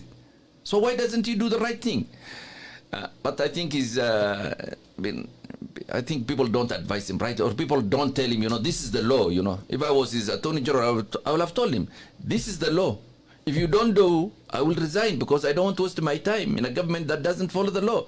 But he has weaklings, people who can't tell him, you know, Uhuru, this is the right thing to do. Yes. So you feel he's surrounded by people who cannot tell him the truth. Psycho, weak men, you know, and women. When you are surrounded by weak men and women, I mean, you will also become weak. You become another rotten potato. All right, I want you to describe. I think we have the most problematic politicians in this country are almost 3. I'll include one you mentioned earlier. Let's start from the top, from the bottom. What do you think about Mudavadi and his ambitions for presidency? Mudavadi is a nice guy, but you know, I mean, nice guys are never elected in this country. I mean, he has ambition, but what's funny? Just tell us that we just made you laugh. No, he has ambition. I mean, Mudavadi is a nice guy. He has ambition. I think he can be a fairly good president because he will not ruffle feathers. Fairly. But you see, I mean, I don't think there is. What drives his ambition? What drives his ambition? What is his agenda? What is his history to become president? Yes. You know, Kenyans sometimes, they say that this guy is harmless, let us vote him in. I mean, when you give people who are harmless, they become harmful. Yes. Because now he'll be joined by the harmful people. Yes. No, because people decide for him. People will rule the country for him. So, for me, I want strong leaders. I want someone who takes things because of his efforts, not because, you know, he becomes a project or because X and Y impose him on people. That's what you think about Mudavadi? Yes. What do you think about Raila Odinga? You know, Raila is a strong man. Raila is a brave man. That's why nobody wants him to become president. But I tell guys, I formed my view about Raila in 1992, and I have not changed my mind. Which is because you formed it. What's that view? Which is, he's not the right person to rule Kenya. He's not the right person to rule Kenya. Do you think he's ever going to rule it? I don't know. You know, it's fate. It's not. It's God who decides those kind of things. But he's not the right person. That's what you feel. For me as a voter. For AHMEDNASIR. Yes. I mean, I have never voted for him. I will not vote for him. He espouses populist views that he doesn't believe in. Yes, take that to the bank. Raila will make you hear what you want to hear when he doesn't believe it. He's a thespian. All right, William Ruto. What do you think about William Ruto? You know, William is a strong man also, just like Raila. He has a lot of weaknesses like Raila. He has but he has ambition. He has a drive. Whether he becomes Raila or not, we will see. Okay. Yes. Uhuru Kenyatta? Uhuru Kenyatta, you know, he's in the sunset, you know, he's living the scene. He's a nice guy, by the way. I mean, from what I know him from, I mean, he's cool. I've interacted kidogo with both him and William. I mean, they're two different personalities. But you know, Uhuru is, for me, the tragedy about Uhuru is lost opportunity. You could have done much more. You know, when you have power, you can do a lot for the people. You can change their lives. You can change your country. You can make your country prosper. That, for me, is a lost opportunity. Uhuru has not done what he could have done. But maybe, I mean, I think I'm blaming him unfairly because maybe he was not capable of doing it in the first place. From the word go. Yes. But when you have powers, you know, when you become president of a country, I mean, you don't have to say, think about this, they do this. You can do those things yourself. But he refused or elected not to do. All right. So he has chosen to give us the narratives of the tigers and not implemented down. No. It's unfortunate. Your tackle of the day. Your tackle of the day ni kugonga mahali nafaa igongwe. No, I think I will not tackle anybody because I've not played rugby when I was a student. But, you know, the people who are letting down Kenyans, it's not the politicians, it's the voter. These people who worship their tribal gods and then blame everybody else the next 5 years. Yeah. Let us open our eyes. If we think Ruto is a bad leader, let us say Ruto is a bad leader. If we say Raila is a bad leader, let us say it. But until we worship them, then when, you know, we have this false image about them. They don't say that, you know, I'm like this. Raila will not say I'm good. It is us who make Raila the image we want. When he's in power and he does what he is, then you say, oh, he has changed. Politicians never change. Politicians never change. It is us who create a false illusion about what they really are. We buy the PR. Yes. All right. Thank you so much, sir, for joining us for today's talk. It was a pleasure. And it was a great week to end the week. We went in a bank. And we hope you're going to join us as we open this new space. Anytime. I mean, it's a good, I see this good lady sometimes on video talking about the Constitution. And I've seen many of your videos. I've seen your establishment. Yeah. I tell Kenyans to listen to you because, I mean, this is the, you know, I mean, it is bodies like this who set the agenda, who talk about what's right for Kenya. And, because, I mean, you don't have an agenda of, you know, making a lot of course, you will need to make money at the end of the day. I wish I could. In fact, that 700,000 you are going to get from the courts, I wish I could make that. You can empower us with it. You can decide to with it. But anyway, I hope we are going to roll out the new setup the very next week. So I hope you'll make time again within a month to come in. We have these conversations better and we build a better world. At the end of the day, it's about a conversation at a time. Absolutely. One conversation after another, and we make this country a better place. We still appreciate your support. Thank you. Tafadhali endelea kutusukuma, tusaidiane na tuendeze hii Kenya. All right, the tackles who have been watching us, thank you so much for joining us again for this for Friday. Hey, the senior counsel AHMEDNASIR has really tackled us today. But anyway, we hope you're going to have him again another day to still have these discussions. But until then, thank you so much for tuning in. We want to wish you a very great weekend. Enjoy your weekend. Kesho labda tunaweza rudi na mambo mazuri. Tuendelee kuombeana. Have a blessed weekend and enjoy what God can give you today. Tunawatakia mema, salimiana, kaa vizuri, lakini unajua walifungua bar, you are a member of another bar. Now there's the other bar that Uhuru opened. So we hope these guys are not going to spend a lot of time as members of that bar. Until then, the tackle ends now. Bye-bye and see you on Monday. Bye-bye. Bye.